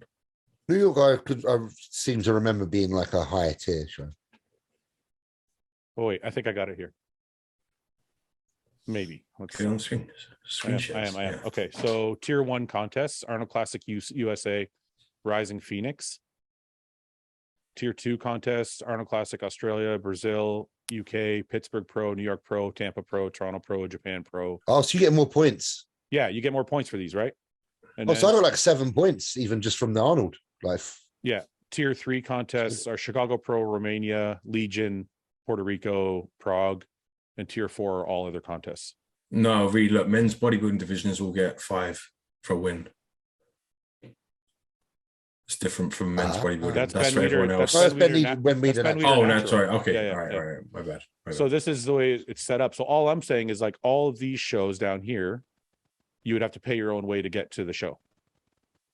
And all these shows here, they would pay for you to go. So that might also make more people want to do these shows. I don't know how that works. Anyway, you're right, Ben. It's not our money. It's for them to worry about. Yeah, like I say, I anything I express is just from an experience of being an athlete and seeing. Sometimes I see someone, I'm like, I feel like they should have gone to the Olympia, and they haven't quite made it. They just miss out. I look at someone like Mark Hector, who's had a second. Like I had this because he had the second in France, and I feel like Andrew had already qualified. I feel like Patrick should have qualified at the Arnold, and then Mark would essentially have won France. Yeah, but qualified. Yeah, but this is where I like, and I see it as competitive sport, because part of qualifying is your timing. You might be the better guy, but if you didn't time your show right, if you didn't pick the right show, it has to be, everything's tactical then. It is, and I will say, off the back end of a win as an athlete, you feel good for that. Because you're like against the odds of the randomness of it all, I managed to pull off a win. You have to pick your battles. I think that's part and process of the competing side of it. Yeah, it really is, and that's why I didn't do France. I'm looking at it from a fan perspective. I'm like, because I know, and I hate to say this, but most fans don't really pay attention after the top 10, and definitely not after the top 15.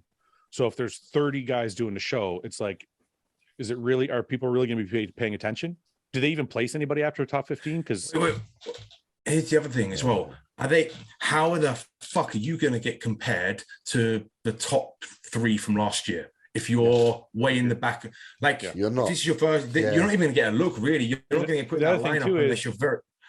The other thing about it too is, doesn't it make the Arnold more prestigious because they have like 12 guys doing the show, and it's invitational only. It's invitational. I think at Olympia this year, you've just got any of us that have qualified that have not been in that top fucking 5. You need to just, number one, go there with the notion that it's a fucking massive show and I'm happy to be here. Listen, if you get put in the mix and shown and compared, great. But like you said, it might be difficult for the judges to do that this show because it's such a fucking lineup. Yeah. They're going to know in their head before they get there, okay, we want to have a look at this guy next to that one, this one. The other thing, guys, we're not thinking of is honestly logistics. Like when you have that many competitors, and me and Milos talked about it, about the France show, because Milos was complaining that there wasn't enough comparisons. And he was like, why is there not enough comparisons if there's only like 6 bodybuilders? He's like, it should be way more comparisons. So I'm thinking to myself, if you take that same attitude and you put it to the Olympia, if you have 70 men's physique guys or whatever it is, 50 and 50 classic guys, and how the fuck are 30 bodybuilders all going to get a real look? Yeah, that's what my point was. They have time crunch on the show. Yeah, they can't. Yeah, that's what I mean. There's no way to get through everybody. You're not going to be able to do all these rounds. At this Olympia, you need to literally walk out and make an impression. Your first impression has got to be that's it. Yeah, first impression. Yeah. And this is where I think the top 5 and the names have an advantage, right? Yes. Because before we even get there, that week in leading in, they're going to already have those top 5 in their head from last year, because that means something to them because they chose them last year. So they're automatically going to be looked at right off, like in front of everyone else. And then you're going to have all of your well-known guys, James being one of those, Andrew, Derek.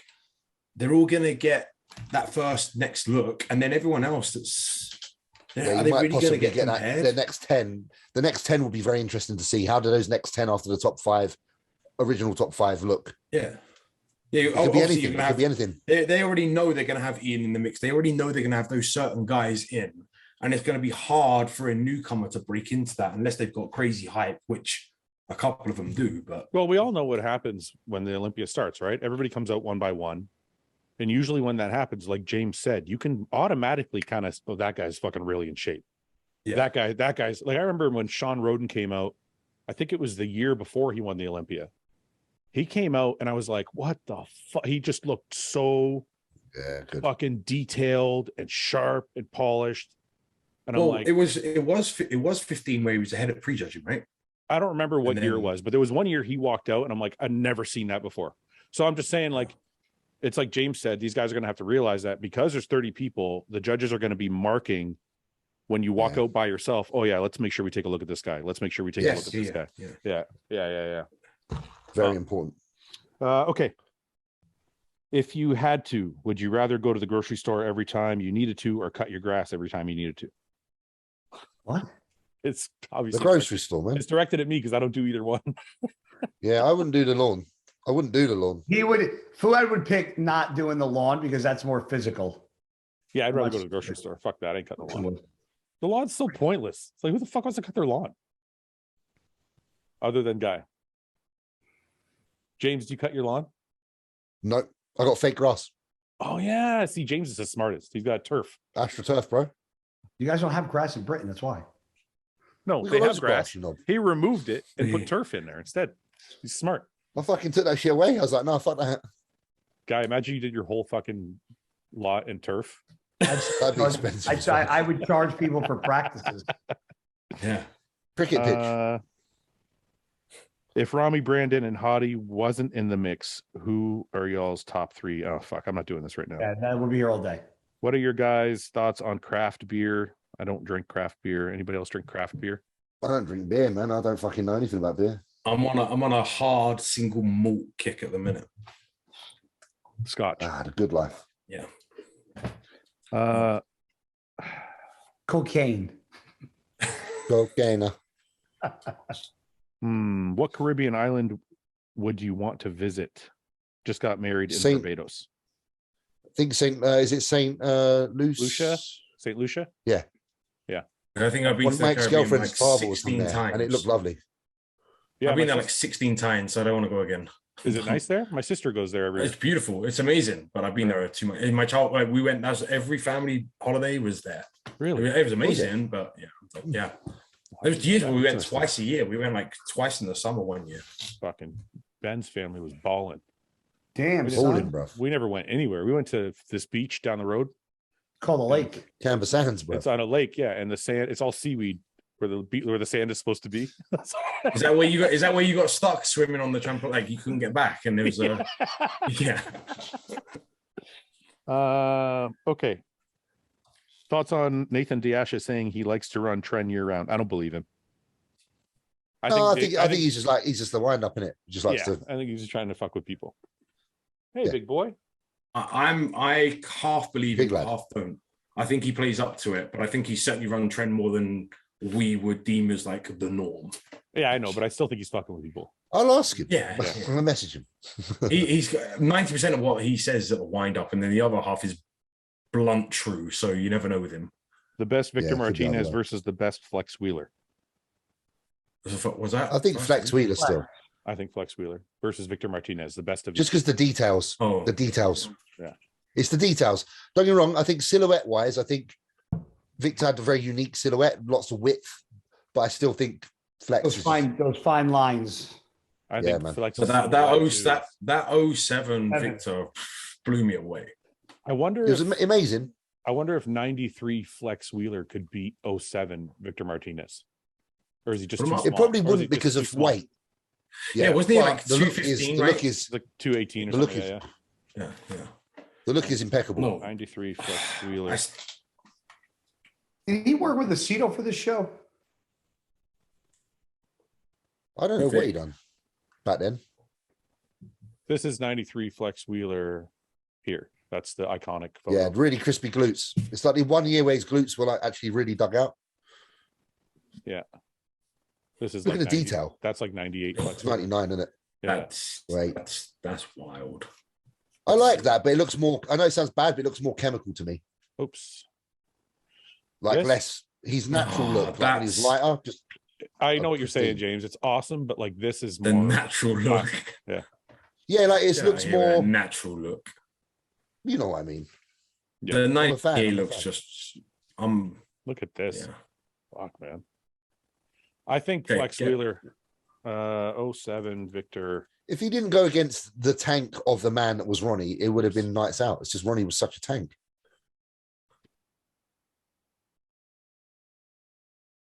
We're gonna upset Jay. We're gonna upset Jay here. I gotta say Flex. Sorry, Jay.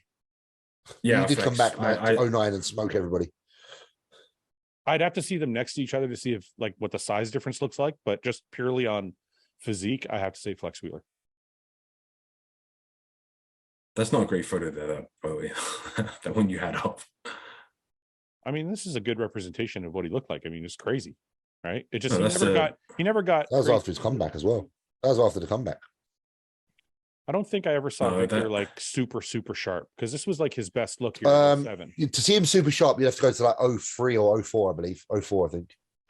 But do you agree this is he worked with Vecito in 04 and he got really peeled. Yeah, but won the night of the champions. James, do you think this is his best look though? The 07 Olympia. Yeah, because comparatively, the size. Yeah, I don't. That's 2016. Let's go back to 04, you said, James? Yeah, 04 GNC. Yeah, that picture on the left there, most muscular. Yeah, that's not it. The one that was on the page before was the. Well, he's sharper. He is sharper in that, though. You can see. But you can see sharper. So yeah, you go back there, and then there's this picture there. That's after he won. Oh, I see what you're saying. Yeah, you can see all the feathering in the quads. Yeah, he worked with Vecito for that. Yeah. I don't know if that's the same. But it's what happens when you've got to get bigger to be competitive on an Olympia stage. You do lose a little bit of that. But compare that to the 98 Wheeler then, because I'll take the 98 Wheeler over the bigger Martinez. This is at the USA's. Yeah, he was definitely more shredded when he was smaller, but that's the same for Flex Wheeler. Because if you look same with everybody. If you look at Flex Wheeler, he was definitely more detailed in 93 than he was in 98, 99. Same with Coleman. If you look at Coleman 98 versus 2003. Yeah, the size blurs the lines. Maybe that's the thing about nowadays bodybuilders. But Ian said that Ian said his glutes were more dug out when he was like 21 and half the size, right? Yeah, me and him talked about it on a podcast or two ago. Because I said his glutes weren't sharp enough, and he got mad. And I said it's just not, the detail's not as deep like they were. Even with somebody like I had a smaller physique than everybody on here. I turned pro at 176, and I was diced. Diced at 176. When I was 207, I was diced, but not like if you look at pictures of my glutes at 176, dude, it's wacky. The only one I've seen got bigger that still had detail was Flex Lewis. Flex Lewis still maintained that really sharp, crisp edge striation all the way through his glutes and his back and everything, even when he was at the end of his reign. He never had a big ass though. I think that was why. But I mean his muscle everywhere though. I don't mean just his ass. Everywhere he still maintained the same level of separation even after gaining. Yeah. Flex's quads actually will surprise you. When he was a junior, they were their most separated. Yeah. When he was a junior, they were very, very separated. Yeah. Yeah, it's happens, man. It's a chase the size. That's the thing, like, 'cause I get sometimes people to say like about me, they're like, oh, but you're not the most detailed bodybuilder. I'm like, no shit. Like, as you get bigger, it just happens, man. Things just don't look the same, and you can be lean, but it won't have the same amount of like kind of separation as you once had when you were a lighter bodybuilder. It's just what it is. Did your expectations for yourself at your first show change at all from the start of prep to the final week? Too long ago to fucking remember. Expectations of what? Like wanting to win? I don't know, whatever you expected from yourself when you started. To when you I thought I was shit when I started, and I was shit on stage as well, so it all kind of matched up. I thought I was going to win, and I won. I had no clue what was going to happen, and I won everything. So yeah. Would you rather? I got second in my first ever show, but I was happy with that, and I qualified for the finals. Is that what you expected? Oh yeah, I just went there. I just went there to start my journey as a bodybuilder. So you didn't? I did say I. No expectations. No expectations. I had no expectations. I say this year I came second qualified, but I didn't. That to me wasn't the look. Was just like what I had in my head. I was like, yeah, I look fucking great. And then on the back, I'm like, Would you rather your flesh sword is 90% helmet and 10% shaft, or 90% shaft and 10% helmet? Mine probably is the second ratio. Yeah, there's 90% shaft. This probably is. Although I've got quite a big helmet. Wait, so it's pointy. It's pointy. It's just like it's like a torpedo. Surely everybody has more shaft than head.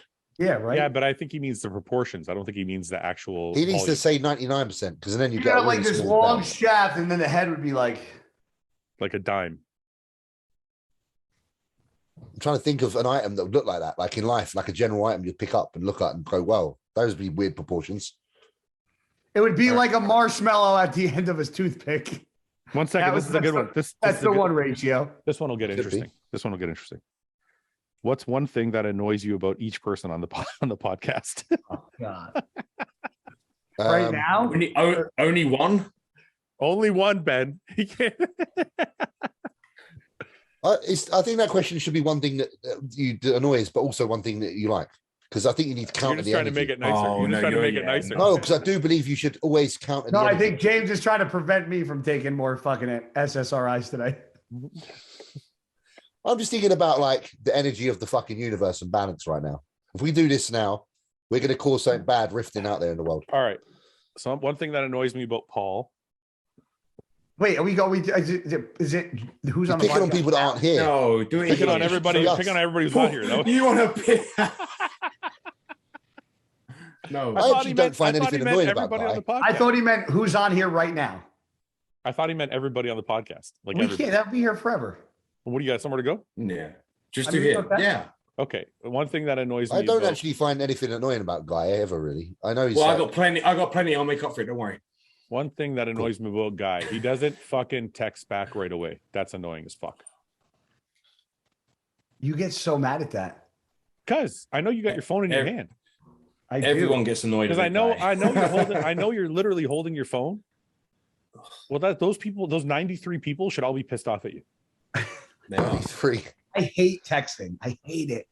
You're holding your phone all fucking day. I know, and I hate texting. I literally know. Wait, Guy, you repost fans and DM fans sooner than you reply to some and you of ignore our your friends. Messages. It's because that makes him money. I know why. Right, I'm gonna start paying you, Guy. I'm gonna start paying for replies. Then that's what I'm gonna do. Okay, I'm gonna Venmo you every time I text you. I'll just so we go with James's precedent. One thing I like about Guy is his loyalty. Yeah. Okay, I went first. Somebody else go. James, go. Just go. I know you want to say whatever you want to say. One thing about you, Fouad. I knew it. Here it comes. Dig it in. Here we go. Okay, I'm ready. I got my thick skin on. Yeah, I think so, like you could take things, you could worry about things that don't need to be worried about when there's not actually anything wrong. Yeah, you're right. So like, it's called overreacting. No, it's called overthinking. Okay. Overthinking. Yeah. That turns into overreacting. And then one thing I like about you, Yeah. one thing I like about you is that I know that you always have the best intentions for everybody. Okay, that's true. I'll take that. I think both are very true. I'm definitely good, but I'm not as guilty of overreacting as I used to be, Guy. I was way worse when I was younger. I now am able to digest a little bit. That's part of the old growing up process, eh? Yeah. Go ahead, Ben. Pick one. I'm going to dig at you again then. Okay. You're the low hanging. I'm the low hanging fruit. Hanging fruit here. What the fuck is that? No, because it carries on from James's point, so I'm just going to pile on you because it's easy. Okay. You do what my dad does actually, which is you think that, or you, other people's decisions, you think they're doing it intentionally to piss you off, when sometimes they're just trying to live their own lives, and it's not about you. Right? Think so? Sometimes. Yeah. Yeah. I want to see how the response. I'm trying to think of a time I did that. because you're like, oh, he's just doing that. You'll read into things, and this is why it's a crossover for Yeah, James. I Is can to see that. overthink, right? And I'm like, maybe they were just doing it because of that, and nothing to do with to piss you off. No, they're trying. It happened to piss you off as well. They're trying to piss me in the process. Okay, I'll give you that. Yep.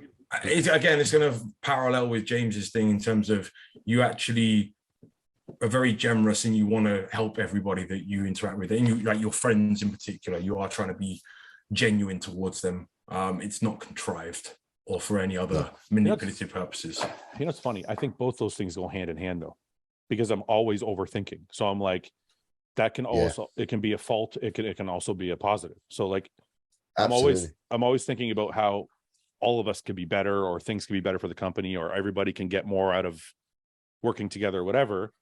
But then sometimes it goes awry, and I think of things that aren't there. If things, if things fall outside of that expectation box, it can annoy you. That's right. That's right. So I'm always just This is thinking, very human. Yeah. Go ahead, Guy. Who am I going after? Whoever you want. I'm a low-hanging fruit, apparently. I mean, do you want me to go after somebody else? It would be nice if I wasn't the only one getting picked on. All right, I'll go after James. He went me. I'll go. Well, James went after you. James went after me. I went after you. He went after me. I'll go after James. Just pick something. But I picked something way nicer. I was like, you don't return your text. These motherfuckers are like, yeah, you think too much.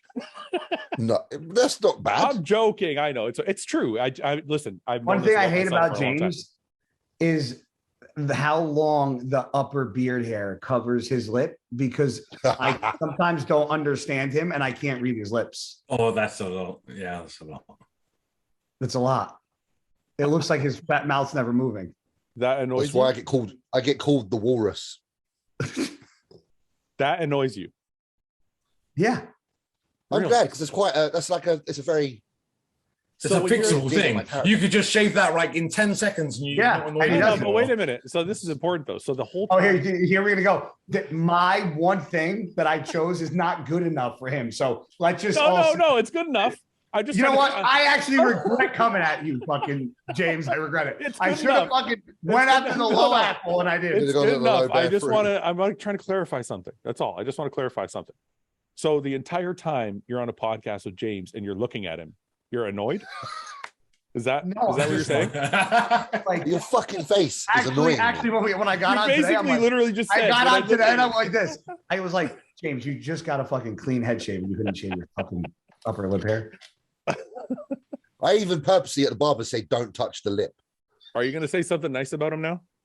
Yeah. I think James is literally the most kind, loving, like big teddy bear I've ever met.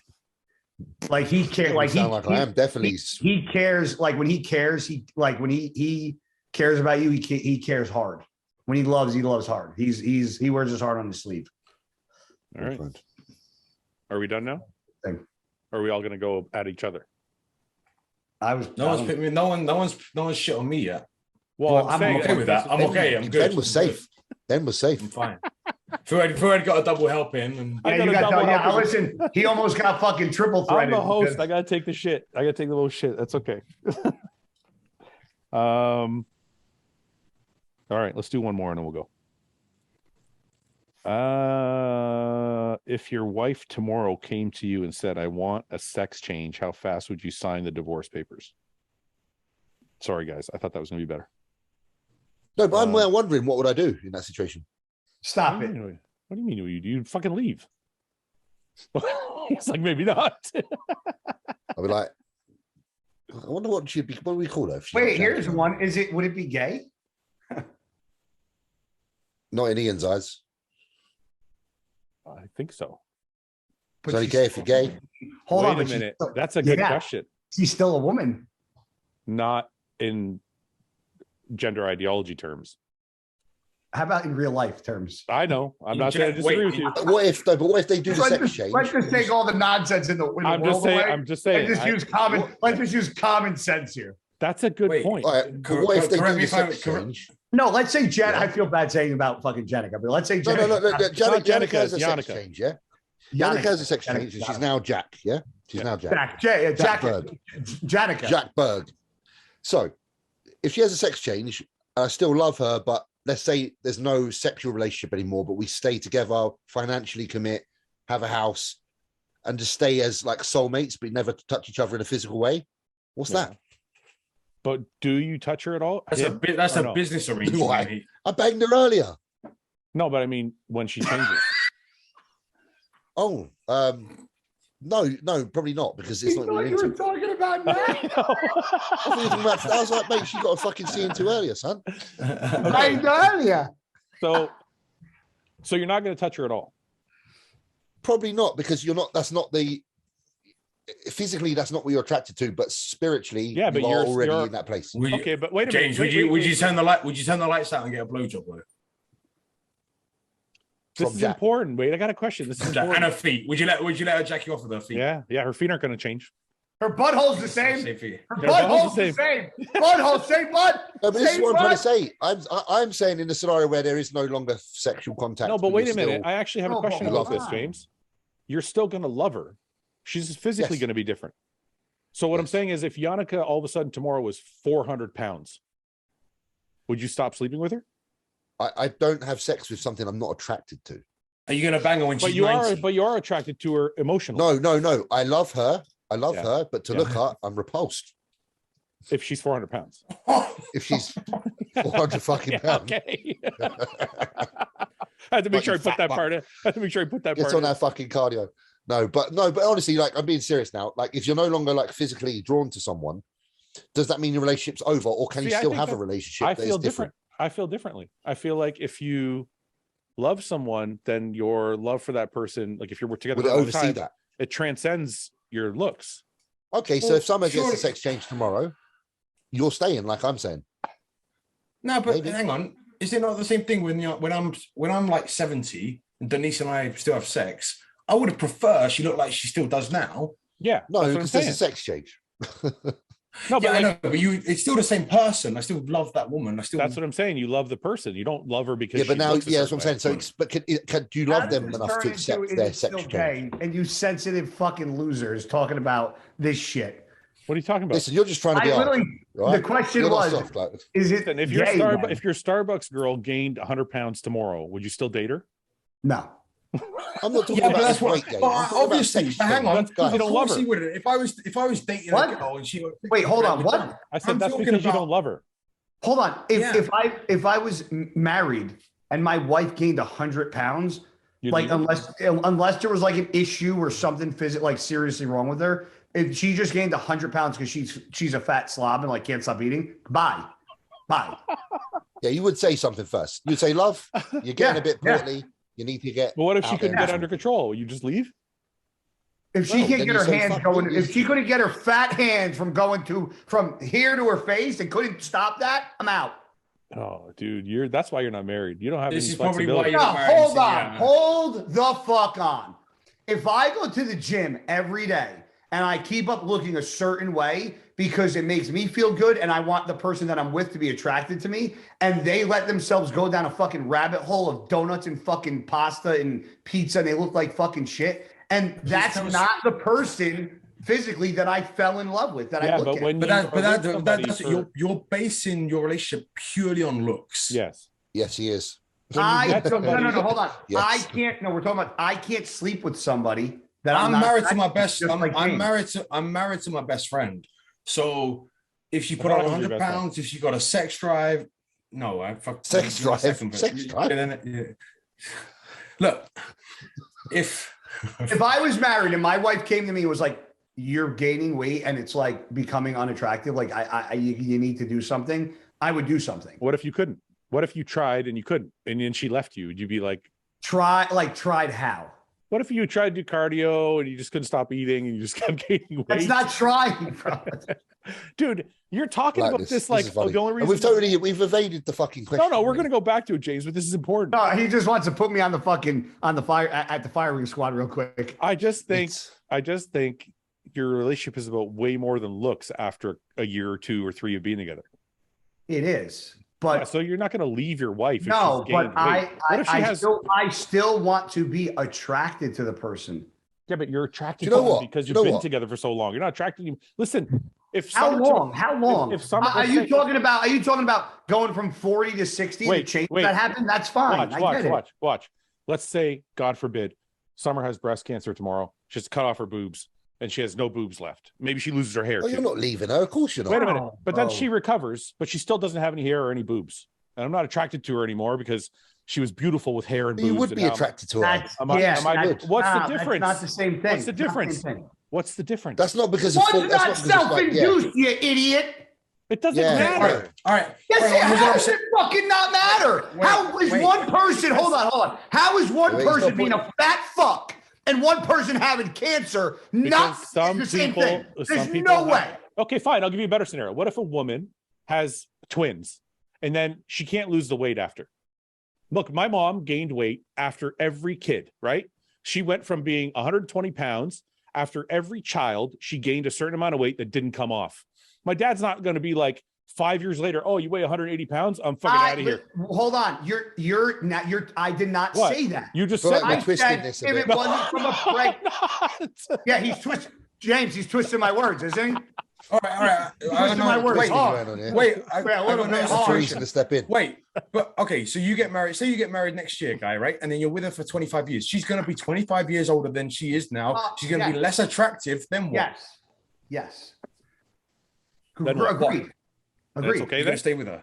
You're going to replace her, or are you going to stay with her? Can't change time. But she's probably going to gain weight in that time too. What if she's? Yeah. But she's not going to gain 100 pounds in 2 years. So 50's okay. What? We're basically saying, like, if your missus tomorrow just starts being a pig for no reason for 2 months and puts on fucking 100 pounds. Goodbye. That's a reason to say, see you later, sweetheart. Yeah.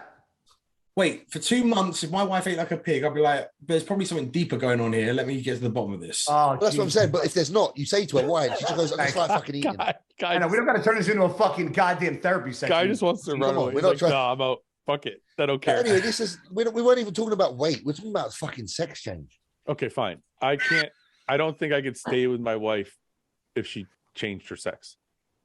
What about if? Well, that's the answer that we're looking for.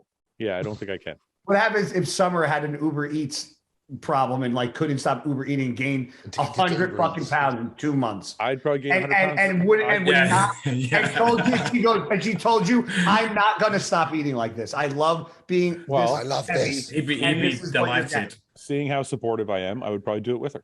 And we just stay together. Just get hench. I wonder. I seriously wonder if you've had a long time with your partner.